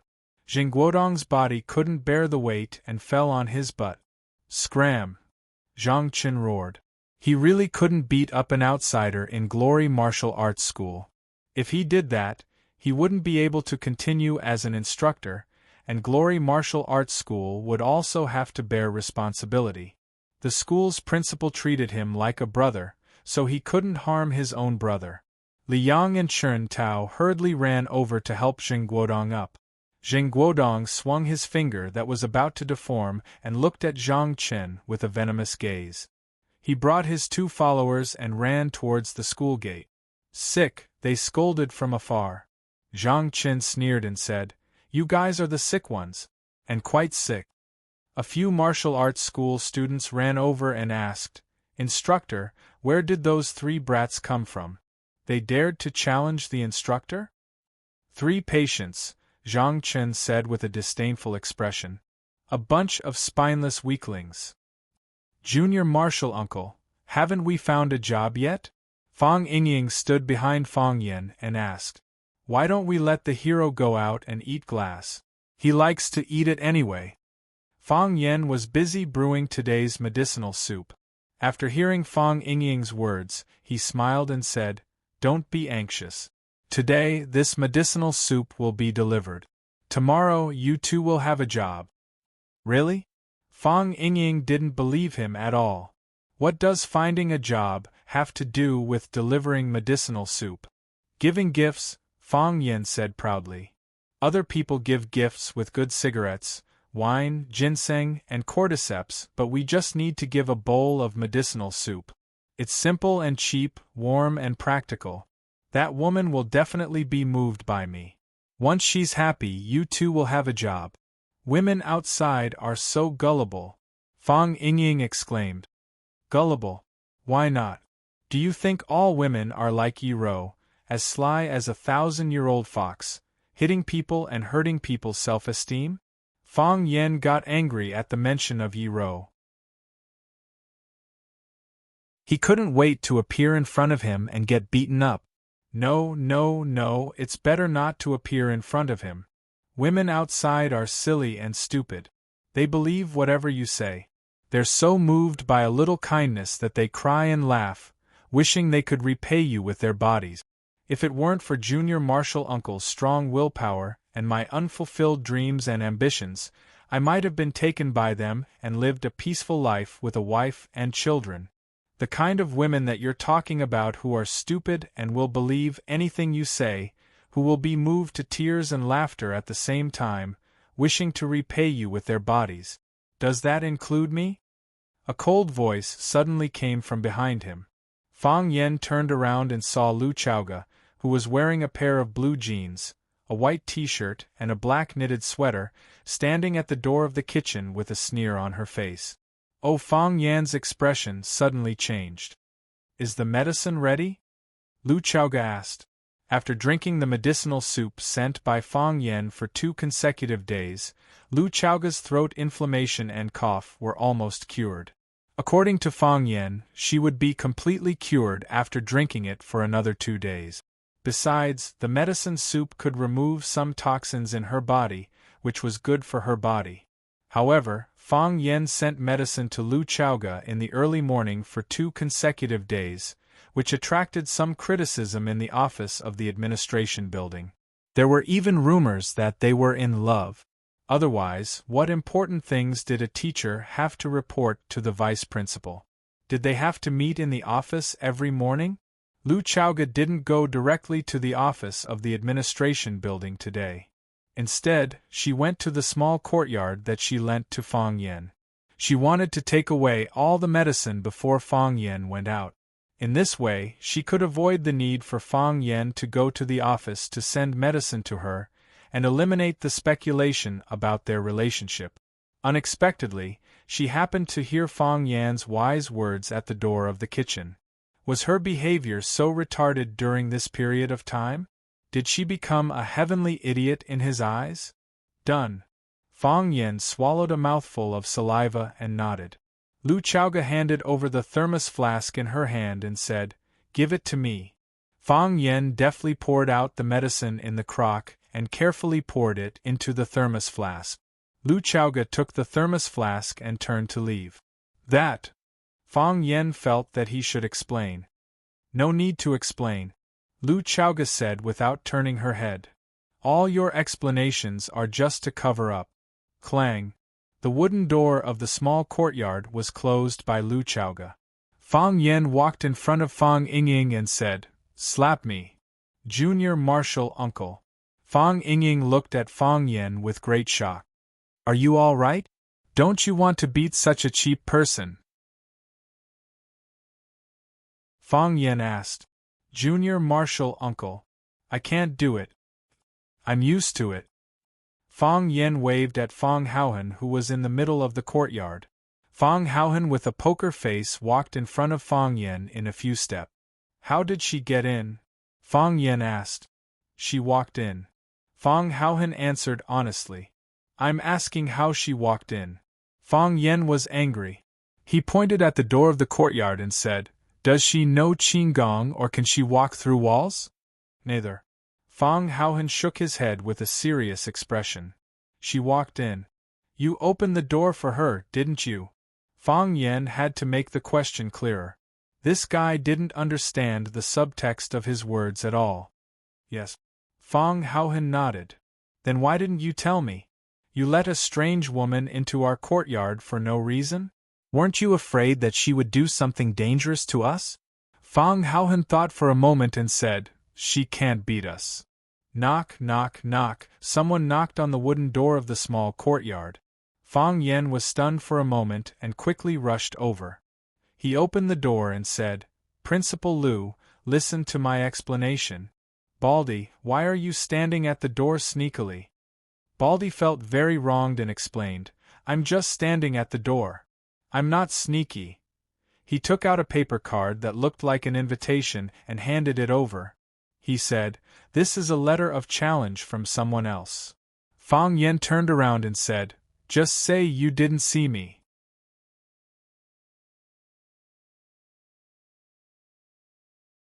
Chapter 107. Zhang Chun. Fang Yen looked at the name inscribed on the back of the challenge and asked in surprise, "I don't know him, why did he hit me?" The corner of Baldy's mouth twitched and he said, "He didn't hit you, he wanted to compete with you, do you think I'm stupid?" Fang Yen sneered. "I just had a conflict with Glory Martial School, and now they're sending me a challenge. Don't they just want to beat me up after defeating me? They're doing it for revenge, and they're finding a dignified excuse for it. This kind of hypocritical and cunning villain, I don't even want to fight with him." Baldy thought about it, and it really did seem like it. Mr. Fang really understands human nature, you can predict things like a god. Baldy grinned, revealing 2 rows of neat yellow teeth. "If it were me, I would do the same," Fang Yen said. Fang Yen handed the challenge back to Baldy and said, "Just pretend you didn't see me." "No way, no way." Baldy waved his hand to refuse. "Zhang Chun came early in the morning, and he's been waiting in front of our security office for an hour. He said if you don't accept the challenge, he won't leave." Fang Yen said indifferently, "If he doesn't want to leave, then he won't leave. He can stand for as long as he wants. The land and sunlight are all free. If you're in a good mood, pour him a glass of water. If you're in a bad mood, talk to him more, and waste his saliva. If he's thirsty, he'll naturally go back. He's a living person, standing there all the time. How bad would that be? That's the job of your security office. Just chase him away on the grounds that he's affecting the security office and polluting the eyes of the students. You said the students are scared when they see him. He won't leave, Baldy said with a bitter smile. If it was someone else, we could think of a way to send him away. But if it's Zhang Chen, we really can't do that.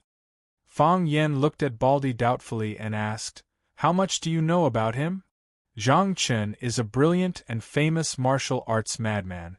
In the beginning, in order to compete with a Wing Chun master, he followed him for more than a month. When others were eating, he would sit and eat. While others were receiving guests, he stood at the side and listened. Wherever others went, he followed. That expert couldn't stand it anymore. I had no choice but to agree to his request. What was the result? Fang Yen asked. I don't know. Baldy shook his head. They are competing in secret. We don't know the result. There's no news about it. You mean I have no choice but to accept it? I can't, Baldy said. The glorious martial school is right next to our rosefinch. Zhang Chen will definitely come and follow you every day. Fang Yen was a little interested in Zhang Chen and asked, "How is his skill?" "He can fight very well," Baldy said excitedly. "He is the 3-time MMA champion of Huaqing. He is the ace coach of the glorious martial school. Some say he is the #1 expert in Huaqing." Fang Yan's expression changed greatly and said, "You better tell him that you didn't find Fang Yan." "Mr. Fang, hey Baldy." Fang Yan looked up and down at Baldy and said with a cold smile, "I find that you really want me to accept this match. What? You want to see me get beaten up? Or did Zhang Chen send you to be a lobbyist? If I agree, what benefits will he give you?" No. Baldy waved his hands repeatedly. "Why would I want to see you get beaten up? I mainly want to see you beat someone up. This reason won't convince me," Fang Yen said. Baldy pondered for a moment, then looked at Fang Yen and said, "Actually, it's not just me who wants you to accept the letter of challenge. My colleagues in the security department all hope that you can accept it. The entire Rosefinch Secondary's teachers and students also hope that you can accept it." So much higher all of a sudden? To fight for Rosefinch? You also know that although our Rosefinch students have good grades, when it comes to fighting, we are really no match for those martial arts school students. It is also because of this reason that the martial arts school students often come to the Rosefinch student activity area to show off their strength.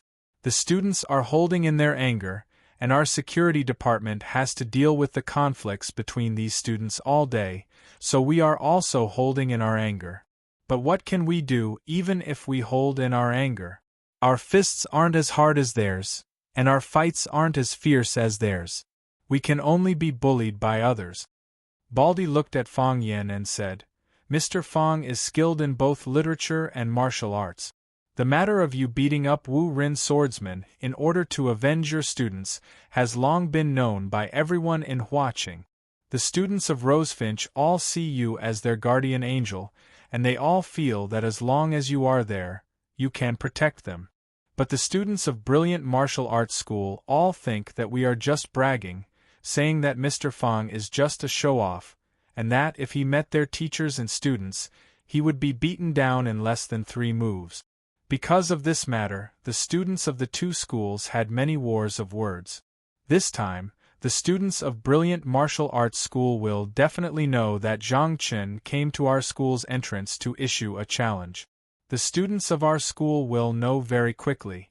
If they know that you rejected Zhang Chen's letter of challenge, they will definitely be very disappointed and disappointed. Therefore, this competition concerns Rosefinch's reputation, as well as the morale of the students. We all hope that Mr. Fang can step forward bravely and fight for our honor and dignity. My personal honor doesn't matter much, but since it concerns Rosefinch's honor and dignity, I will not shirk my duty," Fang Yen said with a serious expression. Mr. Fang agreed? Baldy was overjoyed. Fang Yingying, Fang Yen shouted. Here! The short and fat Fang Yingying ran in front of Fang Yen and said, Junior Marshal Uncle, you were looking for me? Are you willing to fight for Rosefinch's honor and dignity? Yes, Fang Yingying shouted loudly. But why should I fight for Rosefinch's honor and dignity? I have nothing to do with Rosefinch. Then fight for me, Fang Yen said. He stuffed the letter of challenge in his hand into Fang Yingying's hand and said, You can only win, you can't lose. Fang Yingying and Baldy looked at each other and didn't know what to do. Fang Yen looked worried and said, Principal Lu is angry. What should I do to please her? I'm going to tell her that she's not the kind of woman that I made her out to be. She won't believe me if I tell her that she's not the kind of woman that would cry and laugh at the slightest bit of kindness. But she has never promised to marry me. Mr. Zhang, you should go back first. Baldy has gone to find someone for you. We will inform you when we find him. Yes. You are standing in front of the school gate, and all the students are looking at you. If the school leaders know, we will be scolded again. Zhang Chen was indifferent to Rosefinch's security guard's persuasion. He said, I will not leave until Fang Yen comes out. Mr. Zhang. Hey, Baldy is back, a security guard said, pointing to the wall. Mr. Fang Yen also came out. Fang Yen walked to the school gate with Baldy and the hero. He looked at the big man in rough clothes standing at the gate of the security office and said, We have met. You're the one who's seen me. I've never seen you before. Zhang Chen stared into Fang Yan's eyes. That night, he brought people to block the door of Chu Xiangqing's restaurant. In the end, Fang Yen did not go downstairs. Instead, he stood upstairs and recorded the scene of them shouting and insulting. The police came to take them away. From beginning to end, he did not even have a chance to meet Fang Yen. Was he the one who sent the Japanese swordsman flying? Was he the legendary Tai Chi master? You could not tell from his appearance at all. He was gentle and handsome, thin and tall, and his face was too young. No matter how you looked at him, he did not look like a peerless master. However, Zhang Chen's intuition told him that this was the person he was looking for. He felt danger. His body reacted subconsciously. Fang Yen also recognized Zhang Chen in front of him.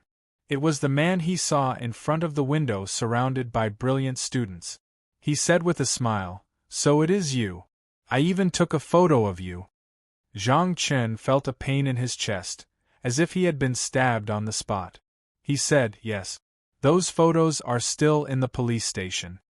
You see, you already have a criminal record in the police station. You still want to hit me. Isn't it too risky? Fang Yen said with a smile. He had handed the video to the police to prevent these guys from taking revenge. I am a challenge. A fair and square challenge. Zhang Chen was not used to Fang Yan's way of saying things, so he could only directly state his intention. Our martial arts association often organizes competitions to compare note. This is legal. Is it legal to hit people? Fang Yen said angrily. Is it legal for me to hit you? It is also legal, Zhang Chen said. The premise is that you can knock me down. Hearing you say that, I am relieved, Fang Yen said. The original intention of practicing martial arts is to strengthen the body and protect the family. Fighting and killing in our spare time is not what people like us do.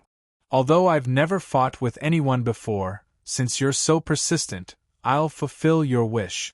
Where shall we fight? Zhang Chen did not expect Fang Yen to agree so readily. His face was full of joy as he said, Brilliant Martial Arts School has a special competition hall. If you have any concerns, you can choose the location.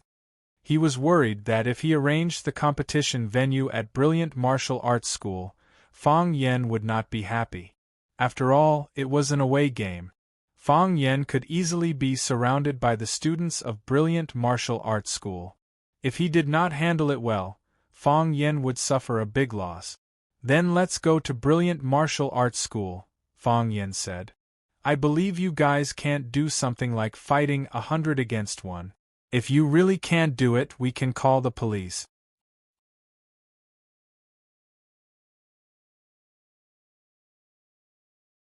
Chapter 108. Glory Martial Arts School's ace coach, Zhang Chen, issued a challenge to Rosefinch Secondary's language teacher, Fang Yen. Fang Yen happily accepted the challenge.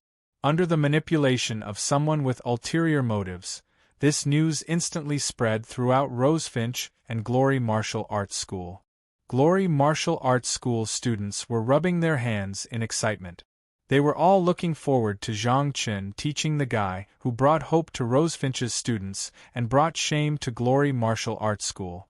Zhang Chen was a professional, an ace, a 3-time MMA champion in Huaqing, and the number 1 in Huaqing in many people's hearts. They had confidence in Zhang Chen. They never thought that Zhang Chen would lose. In their dictionaries, there was absolutely no such ominous word.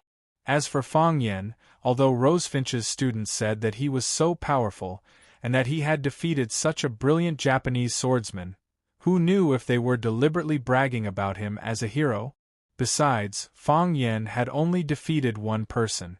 In Zhang Chen's path, the number of people who had been defeated by him was innumerable. How could it be more than 1,000? Who was superior and who was inferior, it was obvious at a glance. The Rosefinch's students were in an uproar. The students were discussing and howling. Did Teacher Fang Yen really agree? That's great. Mr. Fang should teach those guys who are all brawn and no brains a lesson. Why is the competition starting now? Why isn't it Sunday? We have to go to class today. That's right, I really want to go and cheer for Mr. Fang. What should I do? Should I ask for leave and skip class? That zombie face definitely won't agree to let him go, right? It was rare for Qin Etienne to appear in the classroom today. When he heard the discussion in the class, he couldn't help but smile. Watching him fight should be more interesting than going to class.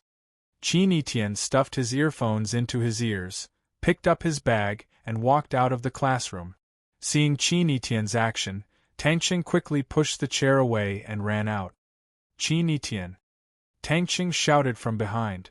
Qin Etienne looked back at Tangqing, smiled, and continued to move forward.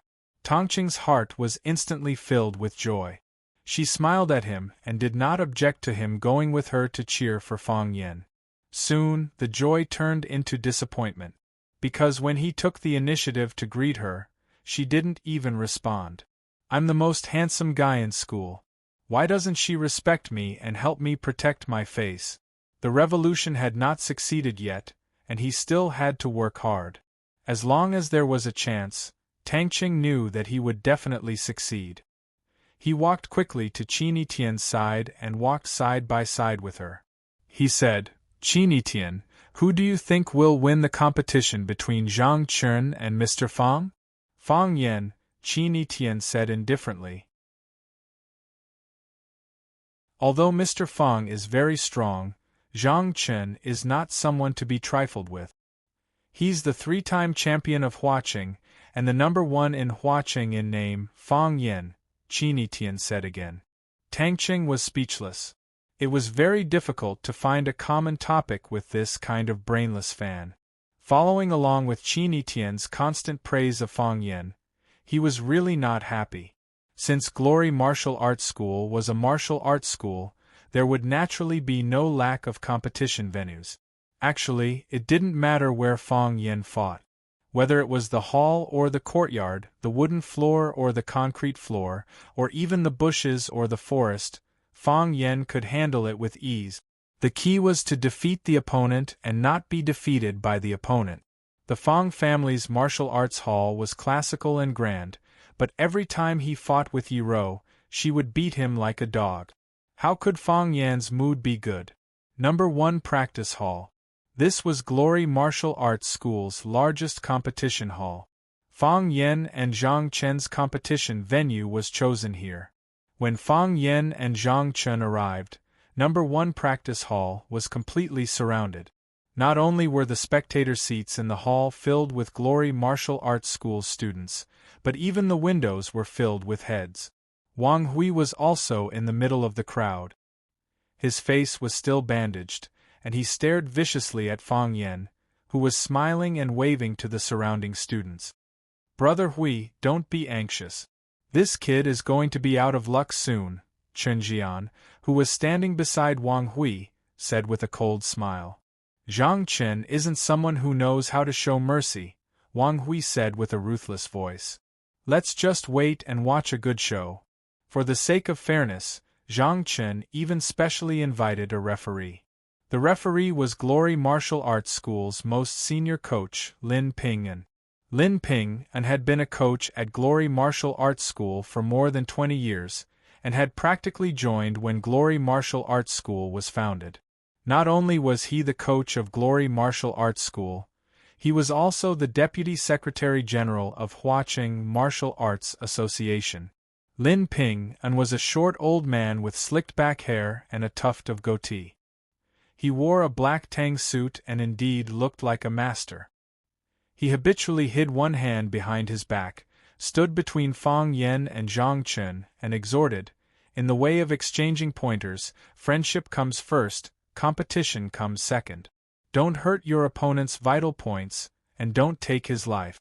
If anyone breaks the rules, then not only will he lose this match, but he will also lose his future. You two are both young, so remember not to fight fiercely. That would put you at a disadvantage. Zhang Chen repeatedly agreed, saying that he definitely wouldn't. Fang Yan was even more vehement in his denial, saying that they were all friends, so how could he hurt his friend or take his friend's life? That was the act of a beast. Lin Ping'an took 3 steps back and made a gesture with his hands. Fang Yan and Zhang Chen understood, and both of them retreated, putting a distance between them. "Are you ready?" Lin Ping'an asked. "Ready," Fang Yan and Zhang Chen answered at the same time. "Begin." Lin Ping'an raised his hand and chopped down forcefully, as if he was chopping a hard object. Dong dong dong, Zhang Chen took the lead to attack, his body slightly bent as he charged towards Fang Yan's position. Zhang Chen was around 180 centimeters tall. According to common sense, he wasn't too tall, so he couldn't compete with others in terms of strength. He wasn't short enough, and he wouldn't have much of an advantage in speed. However, this was Zhang Chen's specialty. He had both strength and speed. This was also the reason why he repeatedly defeated strong opponents in Huaqing's freestyle arena and achieved good result. He charged towards Fang Yan like a raging bull, and the distance between the two was closed in an instant. Hua! A huge fist headed straight for Fang Yan's face. The veins on his fist bulged, and the bones in his fingers were cracking. The whistling wind broke the silence of the scene, and a cold and dangerous aura headed straight for Fang Yan. Swords could kill, and so could sword aura. Fists could hurt, and so could the wind generated by the fist. Fang Yan was sure that Zhang Chen only had a body of strength honed through years of persistent training and rich combat experience. He definitely didn't have internal energy like them. However, he could actually use his body's strength to create such a powerful wind. It was enough to show that he lived up to his reputation as the #1 in Huaqing. The closer the fist was to the face, the darker the color of the fist. In the end, it turned crimson red, as if it was about to burn during the process of the punch. Fang Yan took a step back. He only took a step back, and just happened to avoid the attack of Zhang Chen's domineering punch. Clatter, the students of Glory Martial School applauded vigorously, and some even cheered loudly. "Did you see that? Our coach Zhang beat that kid back with one punch. That's right, whether it's a mule or a horse, he's going to show his true colors now." Coach's punch was so domineering. If Fang Yan dared to take it head-on with his small body, he would definitely be sent flying. His first punch missed, but this didn't affect Zhang Chen's performance. His body moved forward rapidly, his body pouncing forward, his hands clenched into claws, but his right leg was raised high. Fist to knee.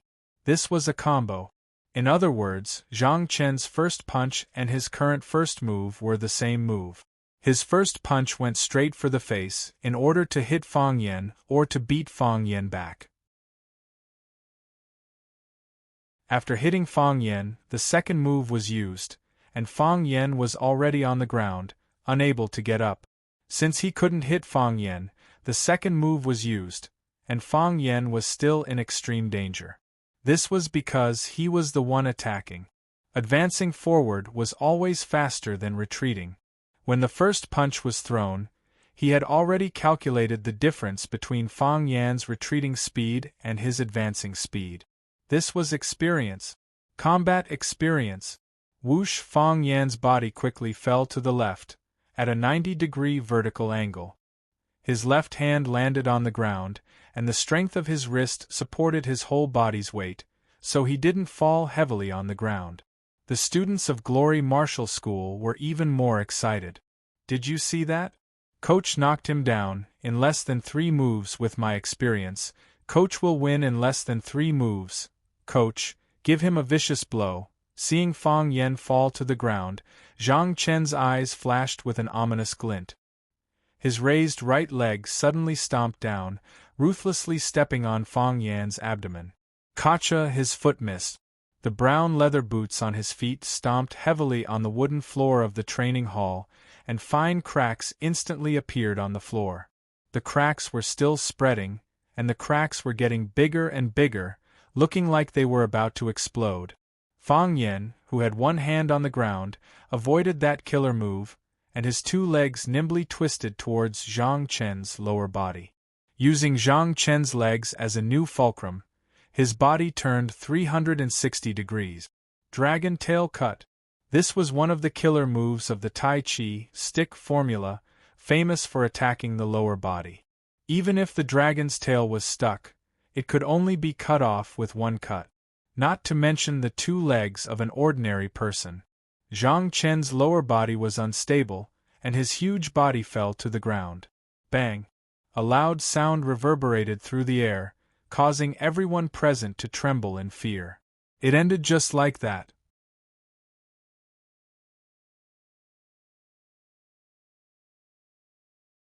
Chapter 109. What kind of battle was the most exciting? The 2 opponents were evenly matched, fighting to the death with their fists. This kind of battle was exciting and pleasing to the eye. Zhang Chen punched hard enough, but he couldn't touch the corner of Fang Yan's clothes. Fang Yan knocked down Zhang Chen, but no matter how much strength he used, it gave people a feeling of being light. The onlookers all said that it was too unsatisfying. Fang Yan supported himself with his palms and jumped up from the ground. He cupped his hands to Zhang Chen and said with a smile, "Thank you for letting me win. Coach Zhang has good skills." Everyone condemned Fang Yan for being too shameless. He had won and still said such sarcastic words. No matter how good Coach Zhang's skills were, he was still defeated by you. Teacher Fang Yan felt very wronged. This was the standard saying on the martial arts field. If someone else said it, it would be noble and unquestionable integrity. How could it be that he said it as shameless? Zhang Chen got up from the ground. Because of the heavy fall just now, his chest was still in pain. What made him want to vomit blood was that the match had ended before he could even touch Fang Yan's skin. He couldn't enjoy the pleasure of fighting and couldn't test the depth of Fang Yan. One could imagine the grievance in his heart. He stared at Fang Yan angrily and said, "This is not over." Fang Yan laughed and said, "What do I have to do to stop?" "Let's fight again," Zhang Chen said. "Let's have a good fight. Hit my head, hit my flesh, hit my bones. Let me feel pain. A heart-wrenching pain. This is a fight." "That's not good, is it?" Fang Yan refused. Just now, Mr. Lin said that in the way of learning from each other, friendship comes first and competition comes second. You can't hurt people's vital parts or take their lives. If we fight fiercely here, won't we be a joke to the watching students? You and I are both teachers. We can't set a bad example for our students. Zhang Chun felt the pain in his chest increase. It was as if someone had stabbed a knife into the original foundation. Lin Pingyan knew Zhang Chen's character as a martial arts fanatic. It was unrealistic to expect him to give up just like that. He coughed and said, "I did say that friendship comes first and competition comes second, but I also hope that the two teachers can bring an exciting battle to everyone." Lin Pingyan looked at the surrounding Glory students and asked, "Are you guys satisfied?" "No." The students of Glorious Academy shouted in unison. Lin Pingyan smiled and said, "It's not just you guys who didn't get enough of it. Even I, this old man, didn't get enough of it. I didn't even see what was going on before the battle ended. What a pity." In the end, Lin Pingyan still sided with Zhang Chen. If Fang Yan defeated Zhang Chen and attempted to further injure Zhang Chen's body, he would definitely stand up and shout that friendship comes first and competition comes second. You can't hurt people's bodies or take their lives. However, right now, Zhang Chen still wanted to continue fighting. Lin Pingyan could only go against his will and speak up for Zhang Chen. Fang Yan looked at Lin Pingyan and asked, "Old Mr. Lin, do you mean for us to fight again?" "Fight again," Lin Pingyan said. "Give us a good fight." Fang Yan's eyes turned cold. He smiled and nodded, saying, "Then as you wish." The distance between Fang Yan and Zhang Chen was pulled apart again. Lin Pingyan stood between the two and asked, "Are you two ready?"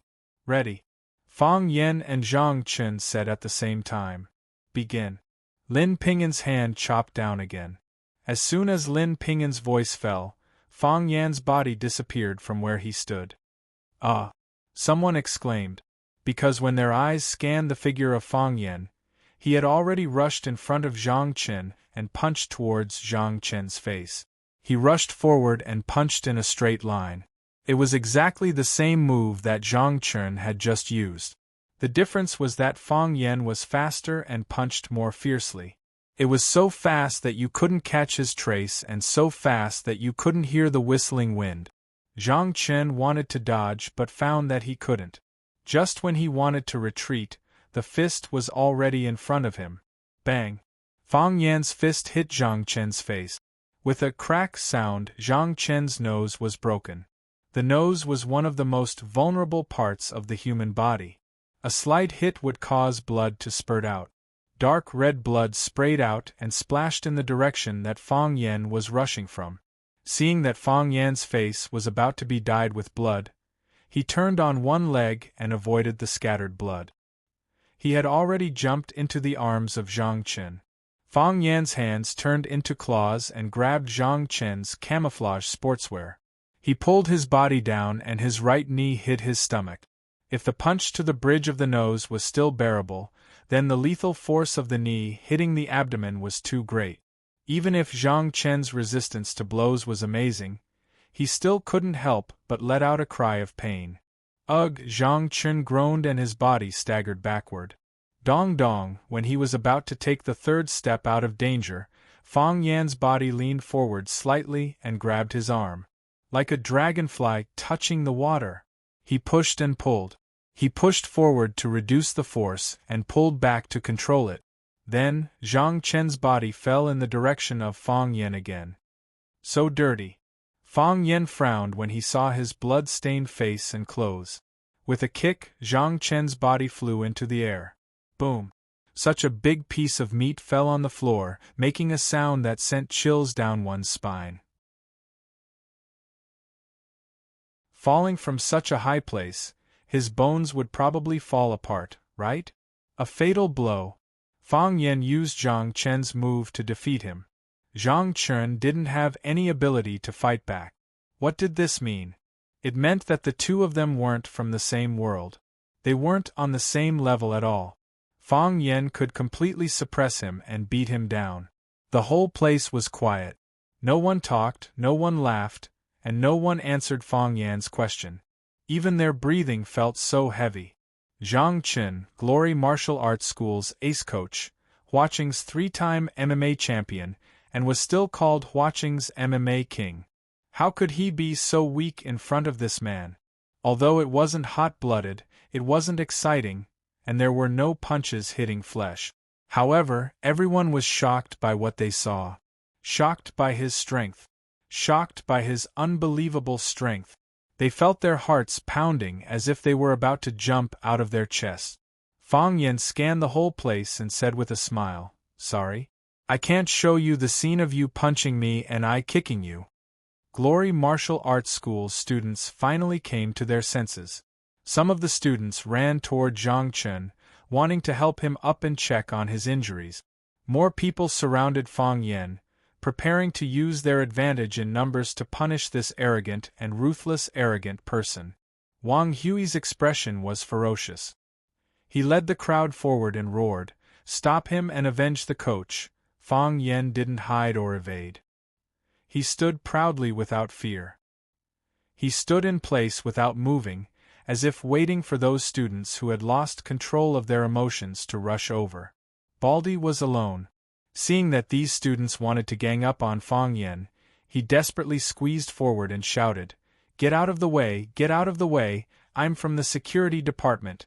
Fang Yingying and Fang Haohan were also watching from the side. They didn't expect these students to dare to stand in a circle. By the time the two of them reacted, they were already squeezed to the back of the crowd. "Hero, they want to bully Junior Marshal Uncle," Fang Haohan said aloud. "They can't bully him," Fang Yingying said with a cold smile. As he spoke, his hands reached forward and grabbed a student's shoulder with each hand. With a forceful swing, their bodies fell to one corner. Fang Yingying didn't even look at them. He had already grabbed the back of the neck of the other two students. Lin Ping and was checking Zhang Chen's body.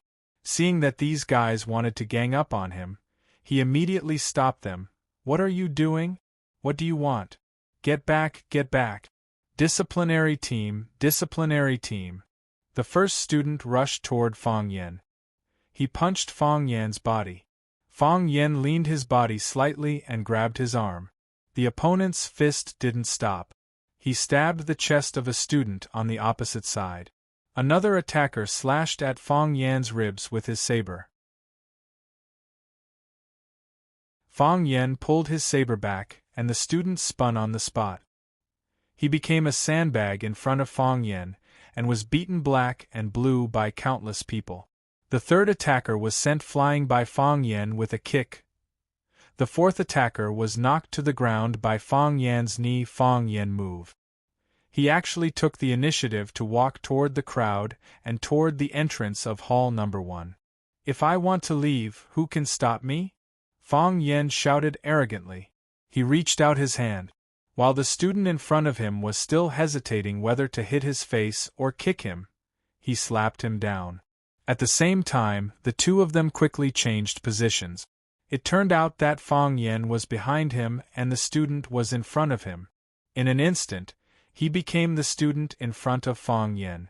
He pushed the student behind him and used his body as a sandbag to block the 5 to 6 fists and more than 10 feet behind him. No matter how ferocious the punches were, no matter how sharp the kicks were, no matter how fierce the attacks were, they were all hitting the air in front of him. Fang Yan was besieged by countless people. However, these people couldn't touch his skin or even the corner of his clothes. He raised his foot and walked forward.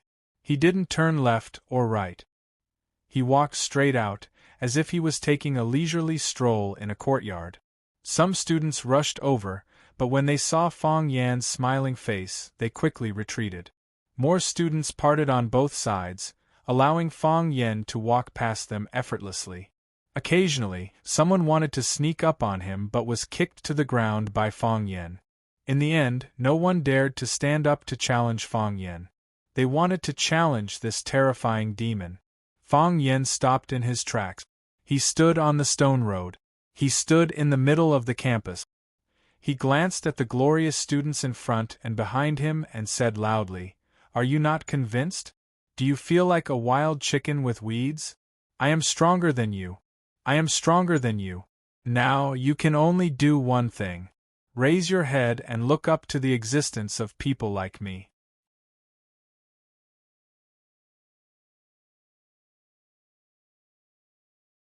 Chapter 110.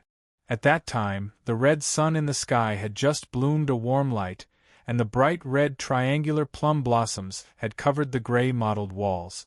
Unknown birds were singing among the tall and straight sycamore trees. When they were combing their feathers, they accidentally shook off the dew on the leaves and sprinkled it on the faces and bodies of the students. It was cold, with the refreshing smell of the leaves. It was an intoxicating and breathtaking morning. The whole place was silent. No one spoke, and even their breathing slowed down. Everyone was staring at the man standing in the middle of the crowd, the man who was invincible when he fought against 100 people.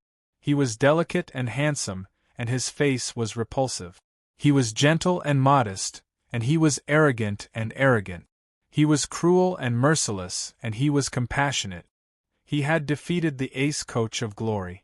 He had said that Glory's students were useless.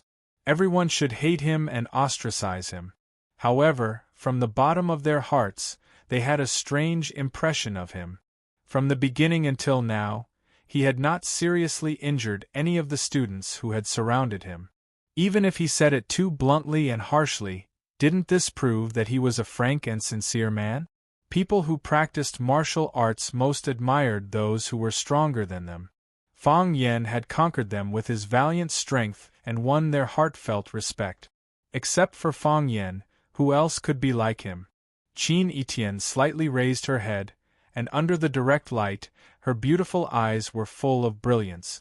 She looked at Fang Yen in the distance and said with a light smile, "You see, this is the man I like." The smile on Tongqing's face instantly froze. He turned around and looked at Qin Etienne's delicate and flawless side profile, and said, "Don't always say such things, okay? I feel very sad when I hear it. Mr. Fang is indeed very powerful, and I am proud of him now.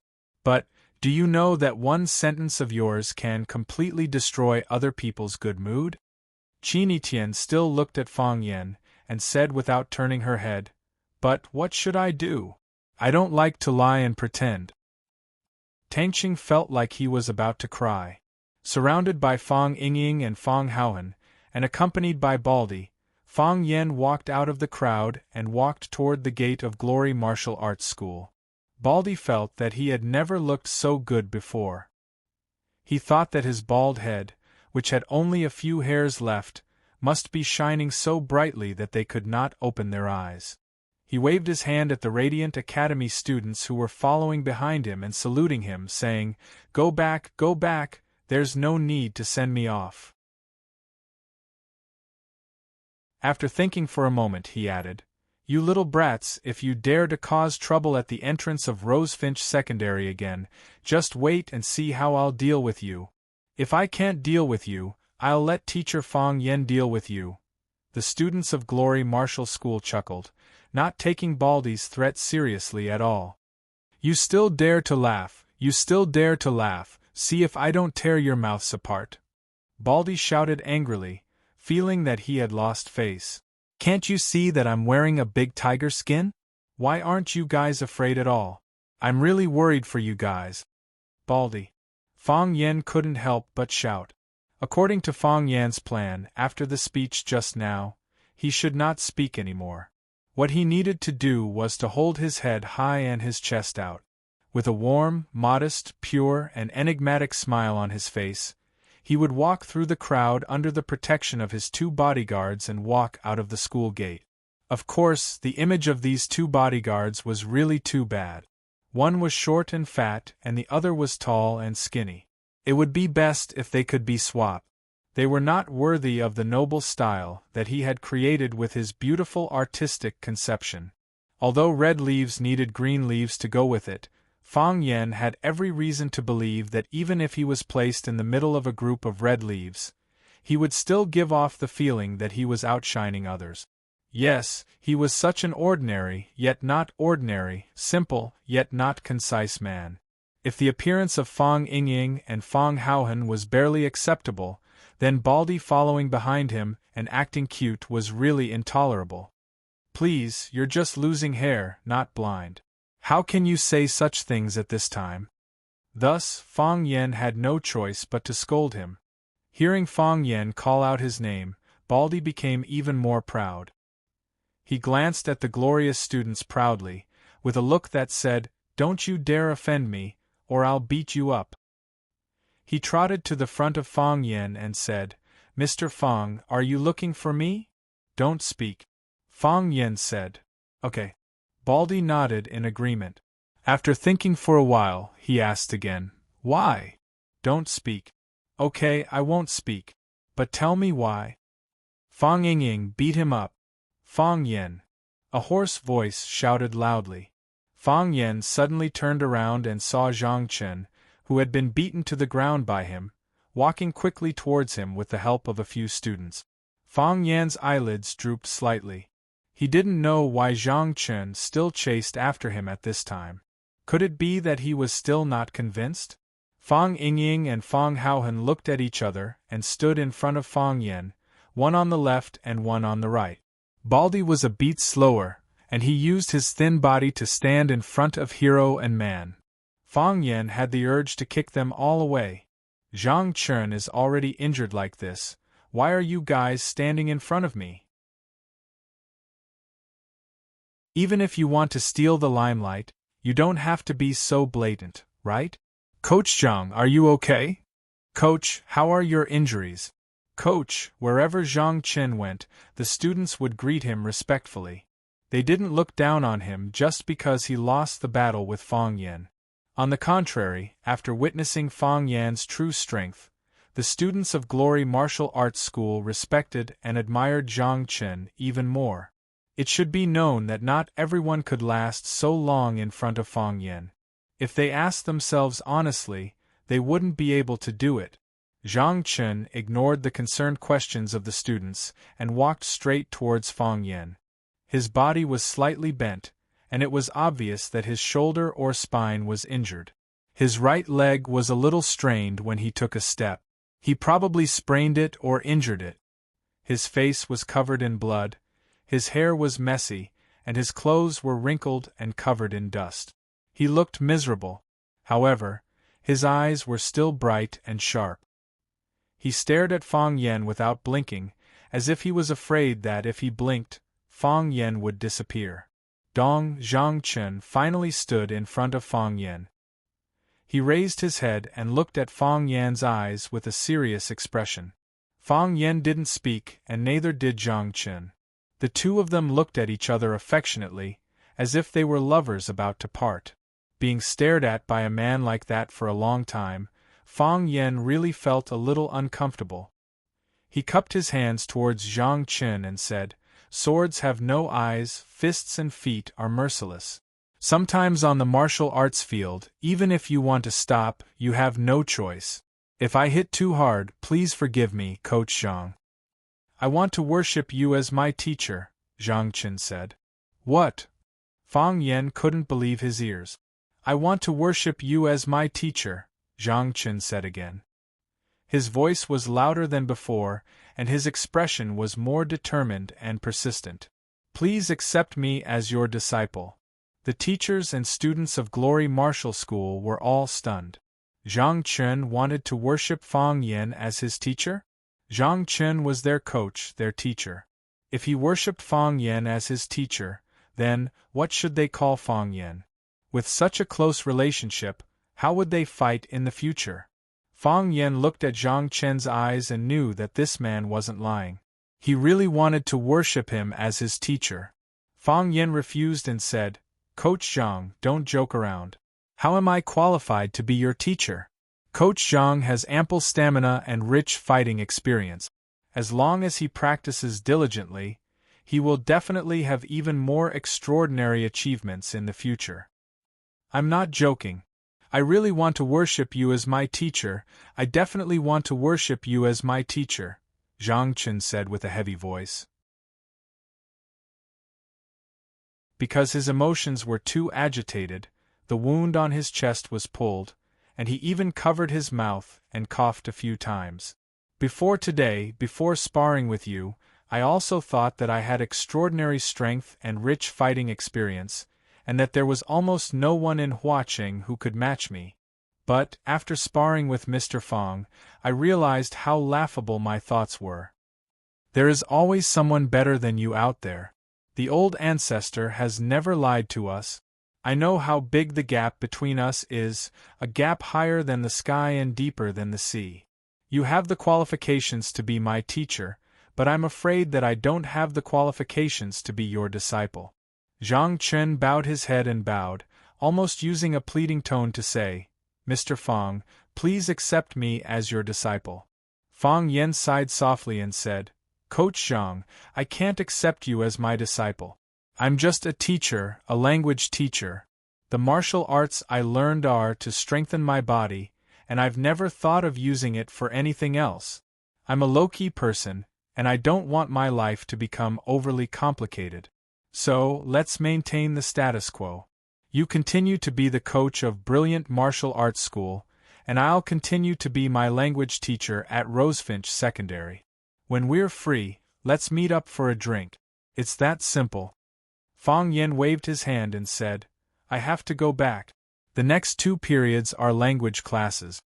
Zhang Chen tried his best to straighten his back, and said to the students who were supporting him on both sides, Let go of me. Coach, let go, Zhang Chen shouted. The students didn't dare to disobey, and could only let go of his arms. Thump! Zhang Chen knelt on the ground. Under the gazes and astonishment of hundreds of brilliant martial arts school teachers and students, he knelt on the stone pavement in the middle of the school grounds. I beg you, Zhang Chen shouted at Fong Yan's back.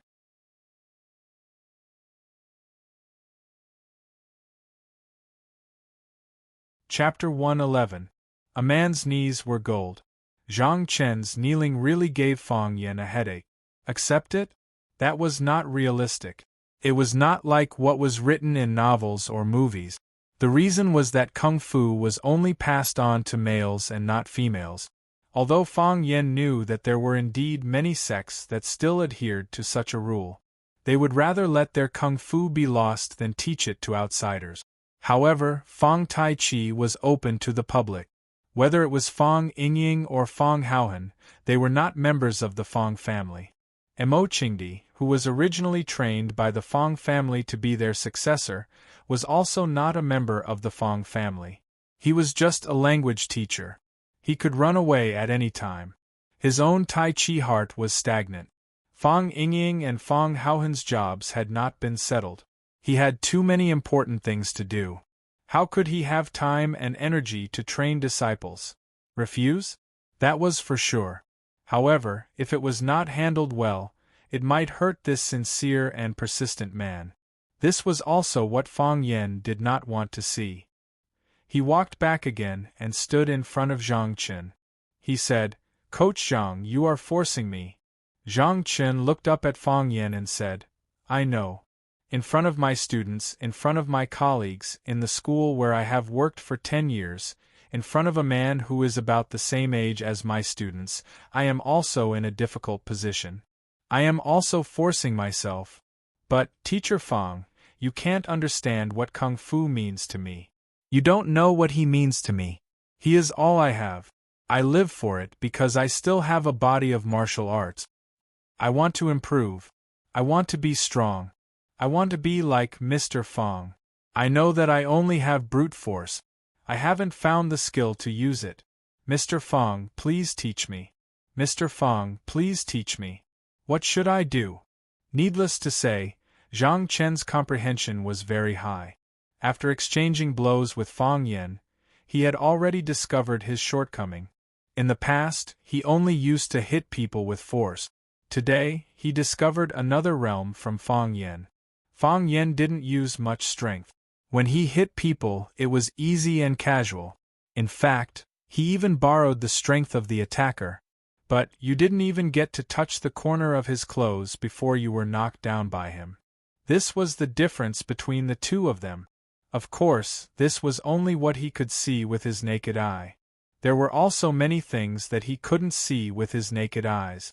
We often say that there are 3 realms in life. The first realm is to see mountains as mountains and water as water. The second realm was to not see mountains as mountains, and not see water as water. The third level was to see mountains as mountains and rivers as water as water. It was the same for martial arts. Zhang Chen was still in the first stage of seeing mountains as mountains and water as water, while Fang Yan was already in the second stage of seeing mountains as mountains and water as water. Therefore, there was an insurmountable barrier between the two of them. Fang Yan could clearly see through Zhang Chen, but Zhang Chen couldn't see the depth of Fang Yan's strength. Fang Yan raised his eyebrows and said, "Coach Zhang, why make it so difficult for me to force you? To be honest, before we met today, we weren't very familiar. You don't understand me, and I don't understand you. Even when I walked into the gates of Glory Martial Arts School, I still had some prejudice against you. I thought it was because of what happened that night that you deliberately challenged me to take revenge.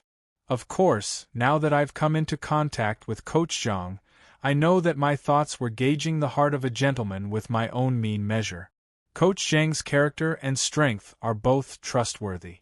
But I don't think this is the reason why I should accept you as my disciple.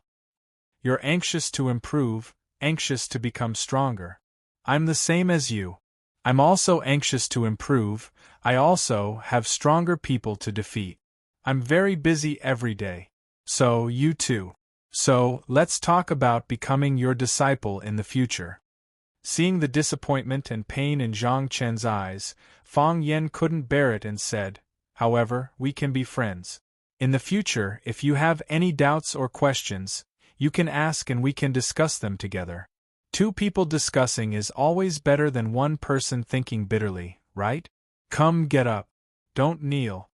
As Fang Yan spoke, he bent down to help Zhang Chen up from the ground.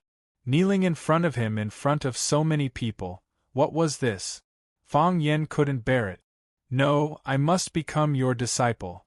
Zhang Chen still insisted on kneeling on the ground, his expression firm and voice stubborn as he said, "I know, my actions today were too rash.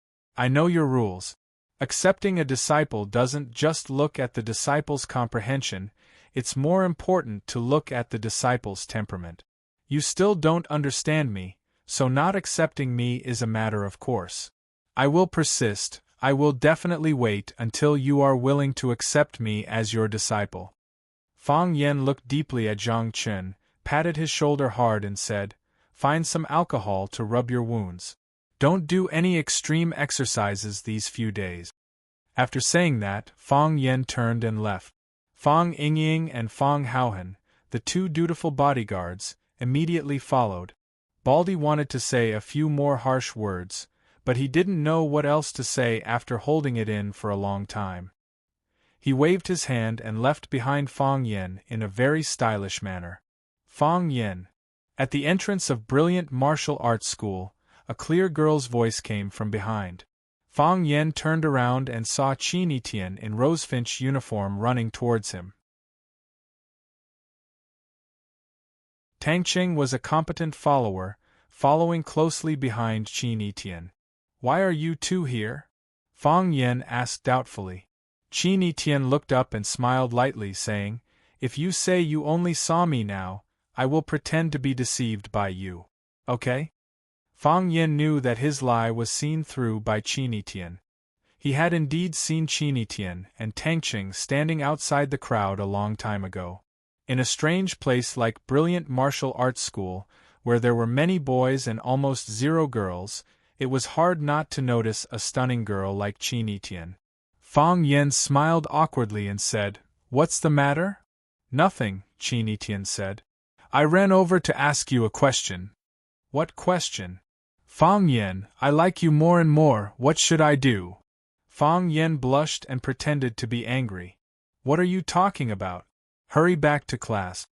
He looked at Tang Qing and said, "Tang Qing, you have to supervise Qin Etian to class. You are not allowed to skip class, or else I will deduct your conduct point." After saying that, Fang Yan turned around and left. His footsteps were swift and fast. Fang Yingying and Fang Haohan looked at each other, hesitated for a moment, and then quickly chased in the direction that Fang Yan left. "Junior Marshal Uncle, who is this little girl?" Why is she so bold and fierce? Fang Yingying followed behind Fang Yen and asked. I feel that she is very dangerous. Fang Haohan heard that the woman was in danger and said, I will go take care of her. Fang Yingying stopped Fang Haohan, who wanted to go back and beat the girl, and said, I mean, Junior Marshal Uncle is very dangerous. Don't worry, no one is safer than you. Even I am 100 times more dangerous than you. Fang Haohan thought carefully but still couldn't figure out why he was so safe. Junior Marshal Uncle and Fang Yingying's kung fu were better than his. It shouldn't be. She is prettier than Miss Yi, Fang Yingying praised. After a pause, he thought of Miss Ye's ferocious look when she beat people, so he quickly changed his words and said, She is as beautiful as Miss Yi. I don't think she is very beautiful. Baldy was very proud but deliberately showed a trace of disdain, and said, She is just Qini Tian. She walks in front of me every day. Baldy was the school's security guard, and his duty was to protect the safety of the students at the school gate. Of course, he occasionally cooperated with the school to check if the students were wearing their student IDs. Qini Tian indeed walked in front of Baldy every day after class. Xiaxia Mountain. It was the highest mountain in the Lingnan area and also a famous tourist attraction in Huaqing. Because the 9th class performed well when they received the Wu Rin investigation group, the school specially allocated a sum of money for the 9th class's travel expenses as a reward. After a discussion with the students, Fang Yen chose Xiaxia Mountain, which was near Huaqing. They would leave on Saturday and go back on Sunday afternoon. They would spend a night on the mountain. Every student looked forward to watching the sunrise from the top of the mountain. However, in order to persuade the school to agree to their plan, Fang Yen tried his best to persuade Lu Chaoge. The luxurious bus spun and spun on the rugged mountain road. Fang Yen stood beside the driver with his back facing the mountain rocks and grass in front of him. He looked at the bus full of Class 9 students and said, Students, come, let's sing a song. What song? The lively Suing was the first to ask. Fang Yen thought about it and felt that he was not good at this kind of thing. He said, Who is the member of the sports committee? That's me. Su Ying's cheerful voice sounded again in the bus. Fang Yen looked at Suing and said, Then, Suing, you take the lead and sing a song. Everyone sing along. Since it's a trip, how can there be no singing? Then let's sing A Love Letter by Teresa Ting. I like this song very much. Suing looked at Fang Yen and said, A love letter of yours makes my face blush and my heart skip a beat. Ready, go. A love letter of yours makes my face blush and my heart skip a beat. Your frankness and passion make me not know what to do. Your tender and sweet feelings are like the rhythm of nature lingering in my ears. Your love makes me think about you day and night. The students' cheerful and melodious voices came from the bus. However, when Fang Yen heard this song, he felt restless. He looked at Suing, who was singing passionately, and thought to himself, Could she be the one who stuffed a paper crane love letter into my lesson plan?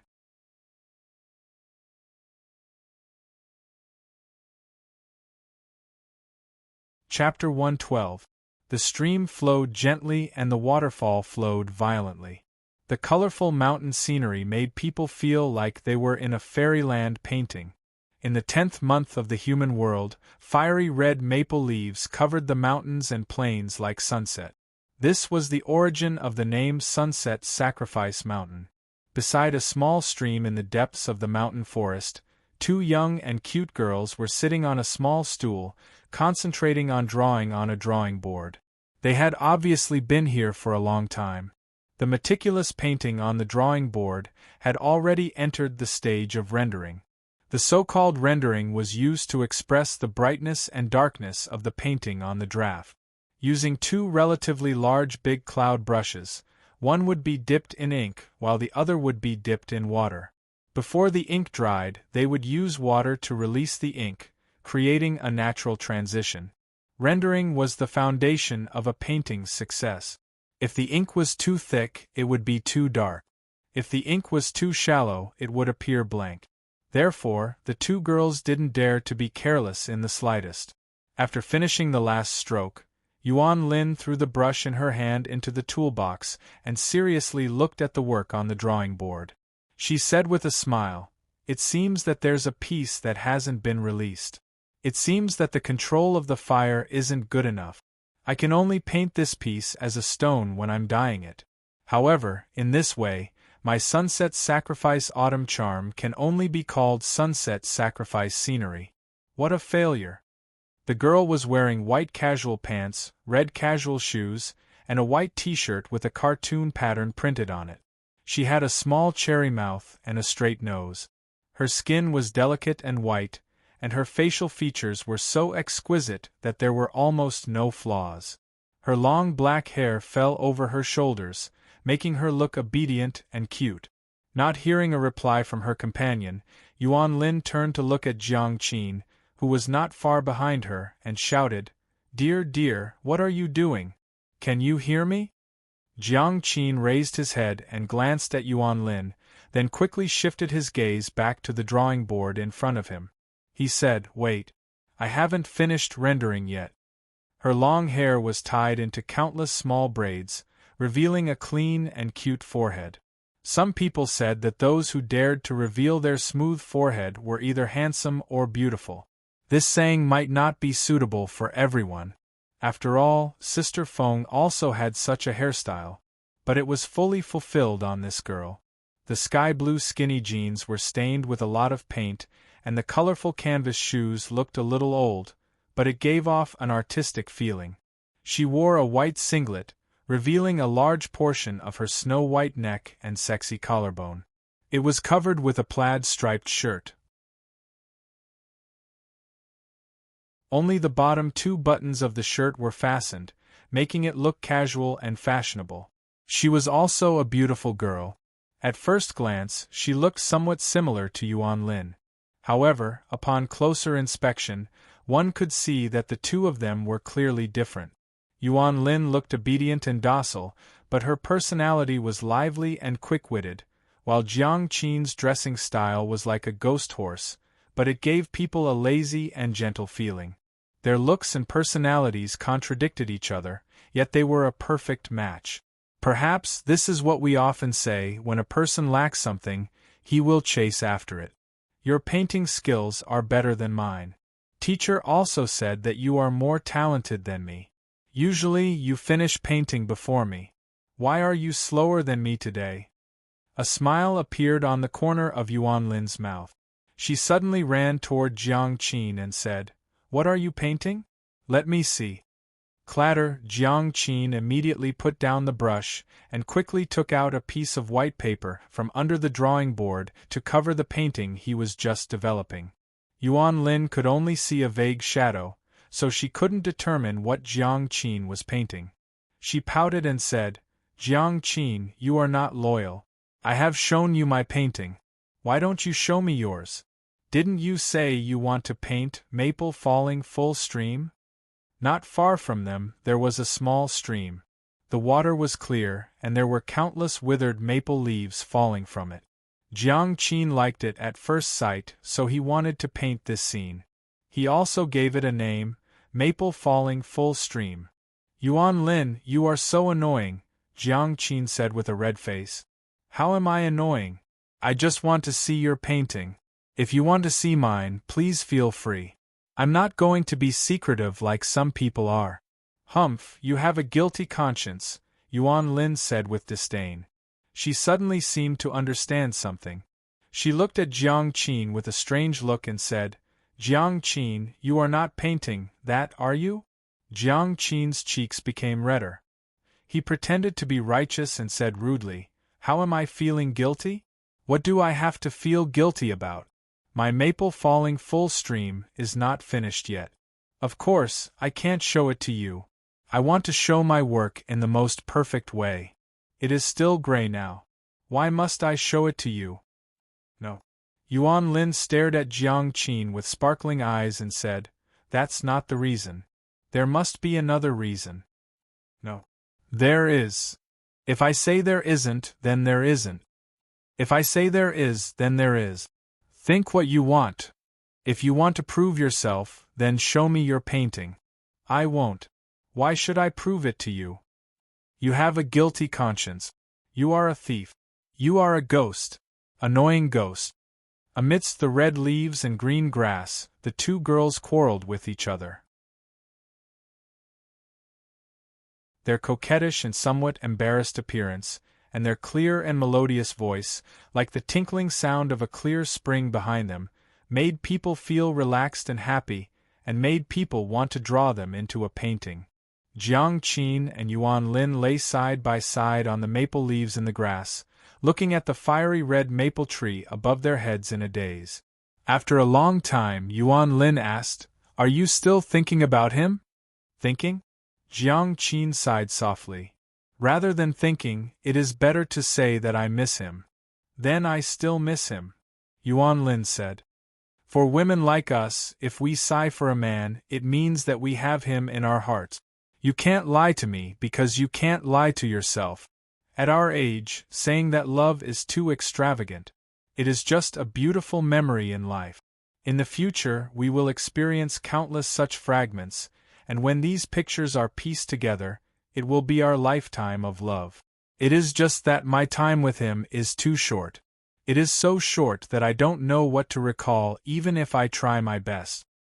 A gentle look, a touching word of love, or even just an ordinary brush of the shoulder, can be the content of memories. Is he really that good? Not good at all. Then why can't you forget him? The best way to forget a relationship is to start a new one. You also know that more than half of the guys on the school hunk list like you. Are you really not willing to give them a chance? They are too childish, Jiang Qin said. That is true. Yuan Lin nodded. They only know how to send flowers, snacks, and write love poems. Their thinking is not mature at all. A man should wield his sword and kill in all directions. A concubine plays the zither, drifts with her husband, and laughs with him 3,000 times. Why don't they understand? A man must first wield his sword and kill in all directions to win a beauty who is willing to play the zither and laugh with him? In the future they will understand, right? Without the precipitation of life experience and the struggle in society, how can they have such a deep and painful understanding? Sigh. Yuan Lin sighed deeply. Sigh. Jiang Qin also sighed deeply. The two women were feeling sentimental about their love that had ended before they even started and their sad and helpless fate when a man's sudden shout woke them up. Jocko, here, oh, someone is drawing here. The man spoke in English, so he should be a foreign tourist. Jiang Qin and Yuan Lin hurriedly sat up from the grass and saw a tall man with brown hair and blue eyes preparing to look at their drawing. They hurriedly stopped him. What do you want to do? Stop. Thinking that this American might not understand Huaxia language, Yuan Lin said it again in English. Please do not look at other people's things without permission. This is very immoral behavior. There were 3 Americans, 2 Caucasians, and 1 black.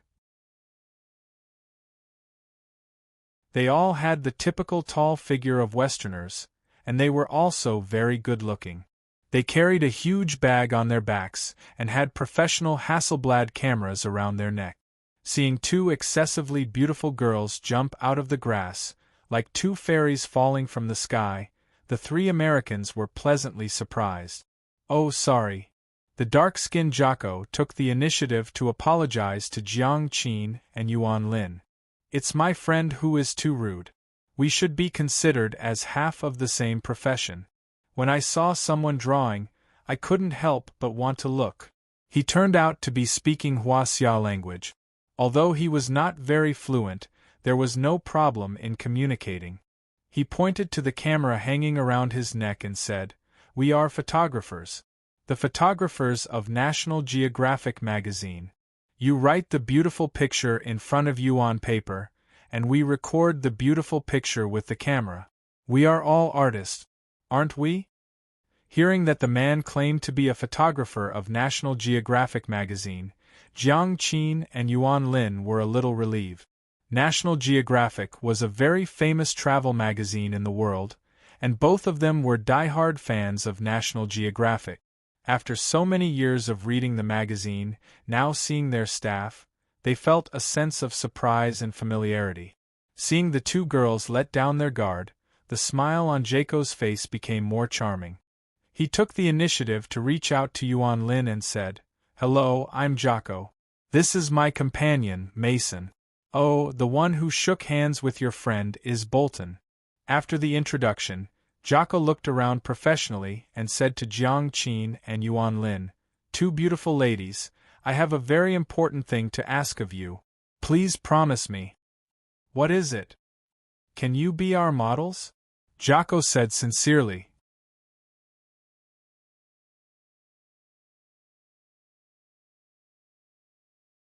Chapter 113. Models. Jiang Qin and Yuan Lin were confused. Weren't they here to take pictures of the scenery? Why did they have to take pictures of people? Yes. Jaco nodded seriously. If you have read National Geographic, you should know that we like the scenery and beautiful pictures. Everything valuable or meaningful needs to be recorded by our cameras. We came to Mount Xiaoxia to take pictures of the maple leaves on the mountain. But I think if we only take pictures of the maple leaves, the picture will be too monotonous. The fair-skinned Bolton pointed to the surrounding environment and said in English, "Look, the red maple leaves, the slowly flowing stream, the fallen leaves in the stream, the bright sunlight peeking through the treetops, and the beautiful girls painting in the maple forest. Oh God, what a moving picture! This must be the work of God. I can't wait." Yes. Mason stood in front of Jiang Qin, his eyes filled with uncontrollable greed. "If you are willing to be our models, once your photos are published in National Geographic, you will become famous. Famous people all over the world. At that time, not only will your paintings be popular, but you will also become big stars. Promise us." Jaco waited for his friends to express themselves and then began to make a concluding statement. "You see, my colleagues and I are very sincere. We hope that two beautiful girls can walk into our camera, and we also hope that you can be published in National Geographic. One had to know that this magazine wasn't something that just anyone could publish. Even Jessica Alba and Angelina Jolie can't." Jiang Qin and Yuan Lin looked at each other and immediately understood each other's thoughts. Jiang Qin stood up and said, "Thank you for your kindness. But I'm really sorry, we don't want to be models. This is not suitable for us." "How could it not be suitable?" Jacob said anxiously. "You are so beautiful, like a masterpiece of God. The scenery here is so beautiful and also a masterpiece of nature. A beauty matched with a beautiful scenery. Wouldn't they be equally matched? Oh, don't reject us, we'll go crazy." "What a pity," Mason said. "It's not every day that something like this happens. It has been almost a month since we arrived at Huaxia. We have been wandering around Xixia Mountain for 3 days. Today, we have finally found the scenery that can truly move one's heart. However, this cannot be separated from the two beautiful ladies. You are the souls in the painting, and the maple leaves that cover the mountains and plains are just your decorations." "I'm really sorry," Yuan Lin said. "We're still students. We don't want to be famous. I don't want to be featured in National Geographic. I hope you can consider it carefully. If you are willing, we are willing to pay you a considerable sum of money. Of course, this will have to wait until your photos are selected by the magazine," Jaco said. He felt very strange. They had used this trick to deceive many girls and women in Huaxia. They had been in Huaxia for a long time. When they had nothing to do, they liked to go to the bar. When those women saw their appearance and identity as Americans, they would flock to them and take the initiative to sleep with them. Even some women who were not very interested in them, when they inadvertently revealed their identity as National Geographic photographers and proposed to take a group of photos that had a sense of art and showcased the lifestyle of women in Huaxia, they immediately lost the ability to resist and obediently followed their orders. However, these two girls had the courage to refuse again and again. Why would they refuse? Didn't they want to become famous overnight? Didn't they like foreign men? Weren't girls of this age the most easily tempted and the most materialistic? Yuan Lin wanted to refuse again, but Jiang Qin reached out and pulled her arm. Yuan Lin looked at Jiang Qin in surprise. Could it be that this girl had fallen for him? Will there be a fee? Jiang Qin asked in fluent English. Jocko laughed and said, "Of course. Our fee is the highest in the industry. If we get the money, we will definitely give you a very good fee. If you don't believe us, we can pay some deposit in advance." "We believe you." Jiang Qin smiled sweetly and said, "How should we take the photo?" Jocko and his friend Mason Bolton looked at each other and said, "Just maintain your normal posture when you are painting. Then let's go wash our faces first." "Our faces are dirty, it won't look good in photos," Jiang Qin said. "No need." Mason stepped forward and blocked the way of Jiang Qin and Yuan Lin. He said, "Just maintain the current state, very good. What we want is the original state." "If that's the case," Jiang Qin said, "that couldn't be better. Can we go to the bathroom first?" Mason frowned slightly, a little unwilling. Jocko pulled him aside and said to Jiang Qin and Yuan Lin, "Of course, no problem." "You are really a gentleman," Jiang Qin praised. "Thank you for your compliment." Jocko was overjoyed in his heart. He knew that his goal was about to be achieved. These two small fish had taken the bait. Jiang Qin grabbed Yuan Lin's hand and said, "Didn't you say you wanted to go to the bathroom? Let's go together." Yuan Lin thought, when did I say I wanted to go to the bathroom? However, she had already sensed that the atmosphere was not right, so she let Jiang Qin grab her hand and walked away. "Jocko." Mason's tone was not good, and he looked at Jocko with resentment. Jocko made a shushing gesture, signaling Mason to be quiet, and pointed to the drawing board and toolbox not far away. Only then did Mason feel relieved. The drawing board and toolbox were still there, so the two girls would be back soon. There is an old saying in Huaxia, "Throw a long line to catch a big fish." As long as they are willing to come back, they will definitely go with us. When have we ever failed? "I'd better go and take a look," Bolton said worriedly. Jocko nodded and said, "That's good. Don't let them go too far. The scenery here is very good." Bolton understood and said, "Of course. I like it here too." Jiang Qin and Yuan Lin were alone, so Yuan Lin had a chance to ask, "Sweetheart, are we really going to be their models?" "Of course not." Jiang Qin dragged Yuan Lin's hand and hurried away. "I'm lying to them. The three of them are not good people." "Not good people? Aren't they National Geographic photojournalists?" "I don't know if they are reporters or not. Didn't you notice? The three of them are standing right in front of us, except for that impassable stream. Those be asterisk stars." Yuan Lin cursed. "We don't want our drawings anymore?" "Safety first," Jiang Qin said. "Let's go find the police and ask them to take us to the drawing board." "That's all we can do," Yuan Lin said. "Let's go faster." "We can't go too fast, this place is too remote, don't let them suspect." Just then, they heard the sound of something breaking behind them. Jiang Qin knew they were being followed, so he shouted, "Run!" Thus, the two little girls broke into a run.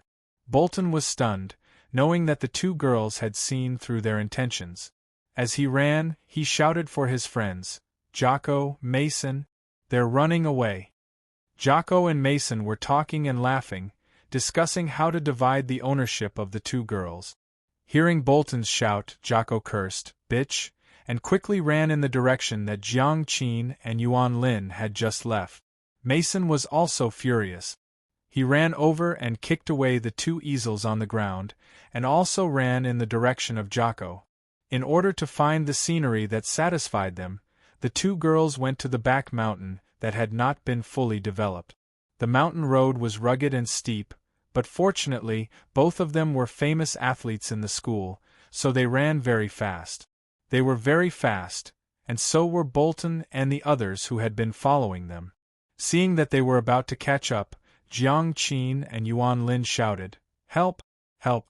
The students happily toured the mountains and rivers, while Fang Yen was thinking about a love letter along the way. Why did Su Ying take the lead in singing that song? Was she trying to hint at something? "Mr. Fang, can we take a photo?" Several girls in the class ran over and looked at Fang Yen with a smile. "You guys go ahead." Fang Yen waved his hand. "I'll help you take a photo." "Mr. Fang, don't be so stingy, okay? We know you're a celebrity. Take a photo with us, we can show it off to others, saying that you're our class teacher." Chen Yuan pulled Fang Yan's arm and begged. Fang Yan had no choice but to nod and say, "Okay. One photo. Just one."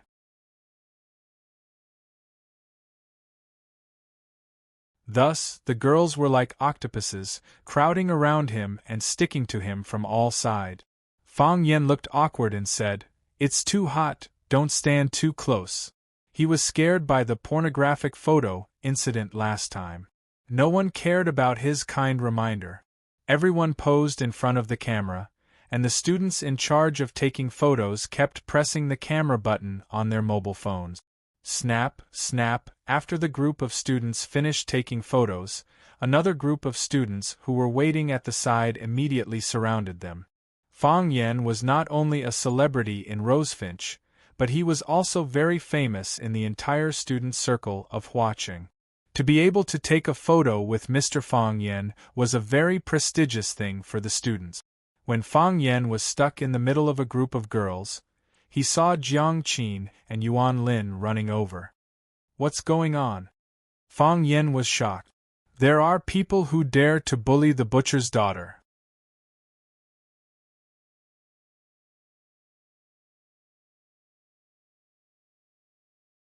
Chapter 114. Whether it was a hero or a coward, every man wanted to save a beauty. Fang Yan was surrounded by a group of students taking pictures, and he didn't have time to react. The boys of Class 9 had already crowded around them. Think about it, there were two charming little beauties running and shouting, "Help!" Any normal person would have a normal reaction, right? Huang Haoran's eyes were highly myopic, but today he was unusually agile and ran first. He let Jiang Qin and Yuan Lin run past him, and then he opened his arms to intercept them. He pointed at Bolton, who was following closely behind, and scolded, "What are you doing? Why are you chasing them?" Seeing his prey run away, Bolton couldn't suppress the anger in his heart. He pushed Huang Haoran away and said in English, "Go away, you dwarf." Huang Haoran was indeed not tall. When he stood next to the tall Bolton, they looked like a giant and a dwarf. Moreover, Huang Haoran's strength was not as great as Bolton's. Bolton angrily pushed Huang Haoran, and his feet couldn't stand steadily. His body staggered and fell backward. Fortunately, the other boys of Class 9 arrived and supported Huang Haoran's waist from behind. Of course, more boys still came to greet Jiang Qin and Yuan Lin, and asked them how they were. A guy even took out 2 bottles of Coca-Cola from his backpack and asked them if they were thirsty and if they wanted to drink some water. Who would drink Coca-Cola when they were thirsty? Huang Haoran's face turned red, and he looked at Bolton angrily and said, "How can you scold people? How can you hit people?" Seeing that more and more students gathered, Bolton finally calmed down. He didn't dare to easily hit Huang Haoran again. Bolton didn't want to answer Huang Haoran's question. He looked at Jiang Qin and Yuan Lin reluctantly and turned to leave. "Stop," Huang Haoran shouted in English. He ran up to Bolton and asked loudly, "What right do you have to scold me? What right do you have to hit me? You have to give me an explanation today." This was Huang Haoran's personality. He was straightforward and unwilling to compromise. Bolton was still unwilling to pay attention to Huang Haoran. He glanced at him disdainfully and prepared to leave again. A boy blocked his way. As soon as he turned around, he came face to face with the boy. It was as if he had been waiting for him behind him for a long time. Tangqing pointed at Huang Haoran and said, "Although I don't like to meddle in other people's business, you still owe him an explanation." Tangqing spoke in English, and Bolton had no language barrier at all. "Go away," Bolton said angrily. He stretched out his furry hand and slapped Tangqing's forehead, trying to push Tangqing away as well. But before his hand could reach Tangqing's face, the back of his hand was slapped. Tangqing used a lot of force, and the back of Bolton's hand immediately turned purple. After slapping Bolton, Tangqing looked at Bolton calmly and said, "I don't like men touching my body." After a pause he said, "Girls don't like it either." Wow, the girls who were watching from behind were collectively smitten. "Did you see that? Tangqing is so handsome. Ching is really charming, just like Aaron Kwok. He doesn't like men touching his body. Why can't girls do it? It's so sad, isn't it?" Bolton was angry. He was completely angry. He was like an enraged lion, at least in terms of physique. He was tall and sturdy, with handsome facial features that were a quarter European. Tangqing was handsome and had the feeling of a next-door pretty boy. Standing in front of Bolton, he looked thin. However, there was no fear in his eyes when he looked at Bolton. On the contrary, from the disgust on his face, it could be seen that he was looking down on Bolton's confrontation from a high position. For him, this was just a slightly bigger ant. "You damn thing, how dare you hit me!" Bolton roared, clenched his fists, and fiercely punched at Tangqing's face. He saw the disdain on Tangqing's face. In the past, he used to look at others with such an expression.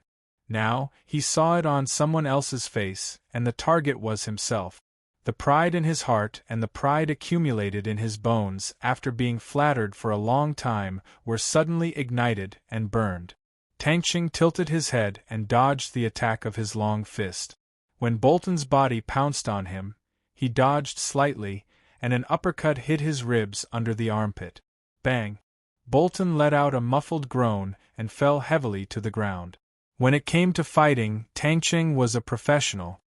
His family's ancestral martial arts were these fist and foot skills. When Jocko and Mason caught up, they happened to see the scene of Bolton falling to the ground. The two's expressions changed greatly, and they quickly ran toward the scene of the fight. Jocko stood in front of Bolton and looked at Tangqing, who was closest to Bolton, and asked, "What are you doing? Why did you hit him?" Just now, it was Huang Haoran who asked Bolton why he hit him, and now it was Jocko who asked Tangqing why he hit him. Words only served the fist. This was an irrefutable truth. Tangqing stood closest, and he took it for granted that Tangqing was the guy who attacked Bolton. The reason why he said it was an attack was that Jocko did not believe that a fair and tender little boy like Tangqing would be a match for Bolton in a head-on fight. Tangqing held his head high and said, "He deserves a beating." "How can you talk like that?" Jocko said angrily. They had been in Huaxia for a long time, and they had never been treated so impolitely. The people of Huaxia that he had come into contact with either felt that the Americans were a level higher than them, or they gave them special treatment in order to show their great nation's demeanor and thousand-year-old etiquette. Suddenly, someone treated them like normal people, and he was really not used to it. Bolton was helped up by Mason, but he was still clutching his chest and bowing in pain. He looked at Tangqing with vicious and fierce eyes, but Tangqing was not willing to look at him again. Tangqing had a handsome face, a good family background, a young body, and most importantly, he had a unique and rare skill in this world. He was such a proud boy. How could he care about a few Americans with impure motives? "You ask him," Tangqing said. Of course, Jocko would not ask. He did not need to ask. He knew the ins and outs of the matter better than anyone else. However, how did these guys who looked like students get involved? Did they know something? "I will ask my friend, but I want to know the gist of the matter first. Because I saw with my own eyes that you knocked my friend to the ground. That is already illegal. You may be imprisoned." Tang Qing curled his lips and said, "Will I be imprisoned for self-defense? My teacher is Fang Yan. He is knowledgeable and can recite Tao Te Ching backward. Don't try to bully me." Fang Yan? Recite Tao Te Ching backwards? What is this? Jacob's head was filled with confusion. "If you don't want to explain," Jocko said, "then we have to call the police. I think the police will give us a fair and just answer. Of course, if they give an unfair result, I'm afraid we won't just end it like this." Jocko originally wanted to say, "Let it go." He always felt that this word was very powerful. But after thinking for a long time, he could not pronounce this word. He had to replace it with a simple word.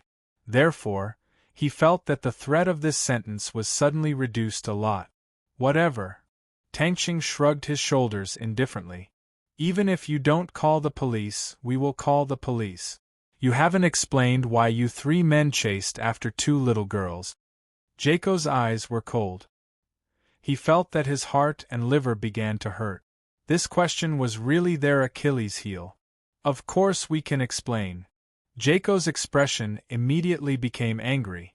He pointed to Jiang Qin and Yuan Lin not far away and said, "Those 2 girls. They are liars. They deceived us." "Liars?" Tang Qing frowned slightly. Could it be that these 2 girls had really done something wrong to others? "They took our money and promised to be our models.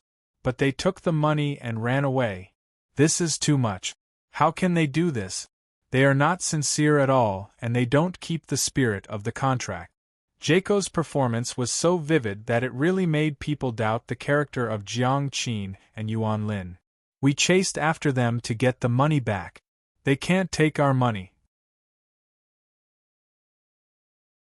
Because they didn't work for us at all." The other party said it so confidently that Tang Qing didn't know how to answer.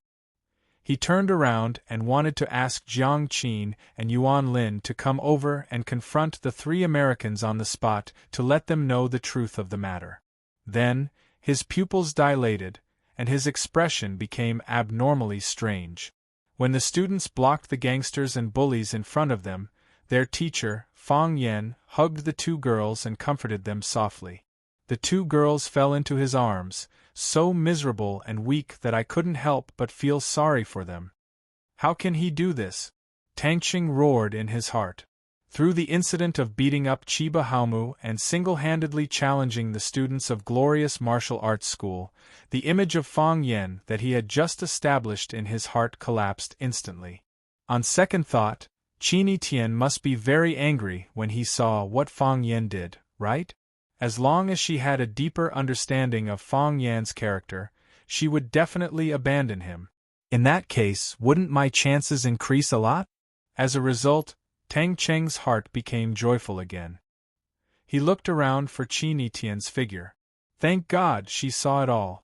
At this moment, there must be a clear and intuitive comparison in her mind between her chivalrous heart and Fang Yan's broad-minded heart, who was carrying a little girl in one arm. Right?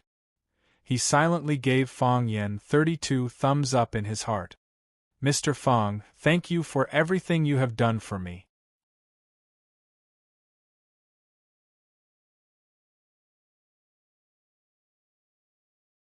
Chapter 115. If Fang Yan knew what Tang Qing was thinking, he would slap him 32 times on the head. He was just yelling at the female students to keep a distance from him and not stand too close to him. In the blink of an eye, 2 little girls threw themselves at him. Do you think he was willing? Have you ever thought about his pain and grievances? Do you know how hard he worked? Jiang Qin and Yuan Lin threw themselves at him and hugged his waist. What could he do? Did he have to push them away forcefully? Moreover, Fang Yan could see that the 2 little girls were really frightened. They didn't come over to take advantage of him on purpose. Who would run hundreds of miles from the city to Xixia Mountain just to take advantage of a man? He was not Lu Dehua, Wu Yanzu, or Gu Tianla. Fang Yan hugged Jiang Qin and Yuan Lin, but his eyes were paying attention to the confrontation between Tang Qing and the foreigners. When the 2 little girls calmed down a little, Fang Yan asked, "Is what they said true?" What? Jiang Qin looked up at Fang Yan. Because there was a big difference in height between them, she raised her neck too much. Fang Yan looked down and saw Jiang Qin's snow-white neck. They said. Fang Yan let go of Jiang Qin and Yuan Lin's shoulders, pointed at Jocko, Bolton, and Mason, and said, "You promised to be models for them, but you took the money and ran away. I don't believe it anyway." Jiang Qin and Yuan Lin were really scared just now. Both of them were lovers of calligraphy and painting, and they learned meticulous brushwork from Mr. Li Sanxing at school. Mr. Li Sanxing had always thought that Jiang Qin and Yuan Lin were the most talented among the many students. Jiang Qin's comprehension was higher than Yuan Lin's. Jiang Qin was good at painting small scenes, although the scale was not broad enough. But it was novel and touching. Yuan Lin was greedy for novelty, but she didn't have the ability to control the layout of the aura. Therefore, he was not as optimistic as Jiang Qin. Mr. Li Sanxing often asked his students to walk out into the crowd and into nature. Copying famous artists, imitating pictures or photos, the scene was there, but the feelings were gone. In the end, it couldn't compare to the soul that he personally comprehended outside. It was the season when maple leaves were in full bloom. It was not the first time that Jiang Qin and Yuan Lin had come to Xixiao Mountain to sketch. He didn't expect to encounter such a thing on this trip. When they saw Fang Yan, they rushed over as if they had met their savior. She threw herself into Fang Yan's arms and temporarily forgot about the danger outside. They didn't even hear what Jocko and Fang Yan's students said. Now that they heard it from Fang Yan's mouth, Jiang Qin and Yuan Lin glared at the same time and jumped out of Fang Yan's arms angrily. Yuan Lin said angrily, "Shameless! How could they say such a thing? When did we ever take their money? Those old hooligans! They did bad things and found such a dignified excuse to push the blame on us. They said they were reporters from National Geographic and wanted Yuan Lin and me to be their models. We didn't take their money at all. They wanted to give us money, but we confiscated it. I knew they weren't good people, so I deliberately said I needed to go to the toilet, and then Yuan Lin and I ran away. They chased after us, but luckily we met you." After listening to the two girls' explanation, Fang Yan roughly understood what had happened. He smiled and comforted them, saying, "Don't worry, I'm here." After hearing Fang Yan's words and seeing his confident and gentle smile, Jiang Qin and Yuan Lin's eyes became a little red. In such a dangerous situation, it was indeed a happy thing to have someone willing to stand up for you and protect you. "Shall we go talk to them?" Fang Yan asked. "Okay," Jiang Qin said. "Let's go confront them. Let's make it clear in person." Fang Yan brought Jiang Qin and Yuan Lin to Jocko and the others and said with a smile, "I heard you speak Huaxia language just now. It seems that there are no obstacles between us." Fang Yan looked at Jocko, who was standing at the front, and said, "I'm a teacher, the teacher of these students standing in front of you. At the same time, on this Xianxia mountain, I'm also their only guardian.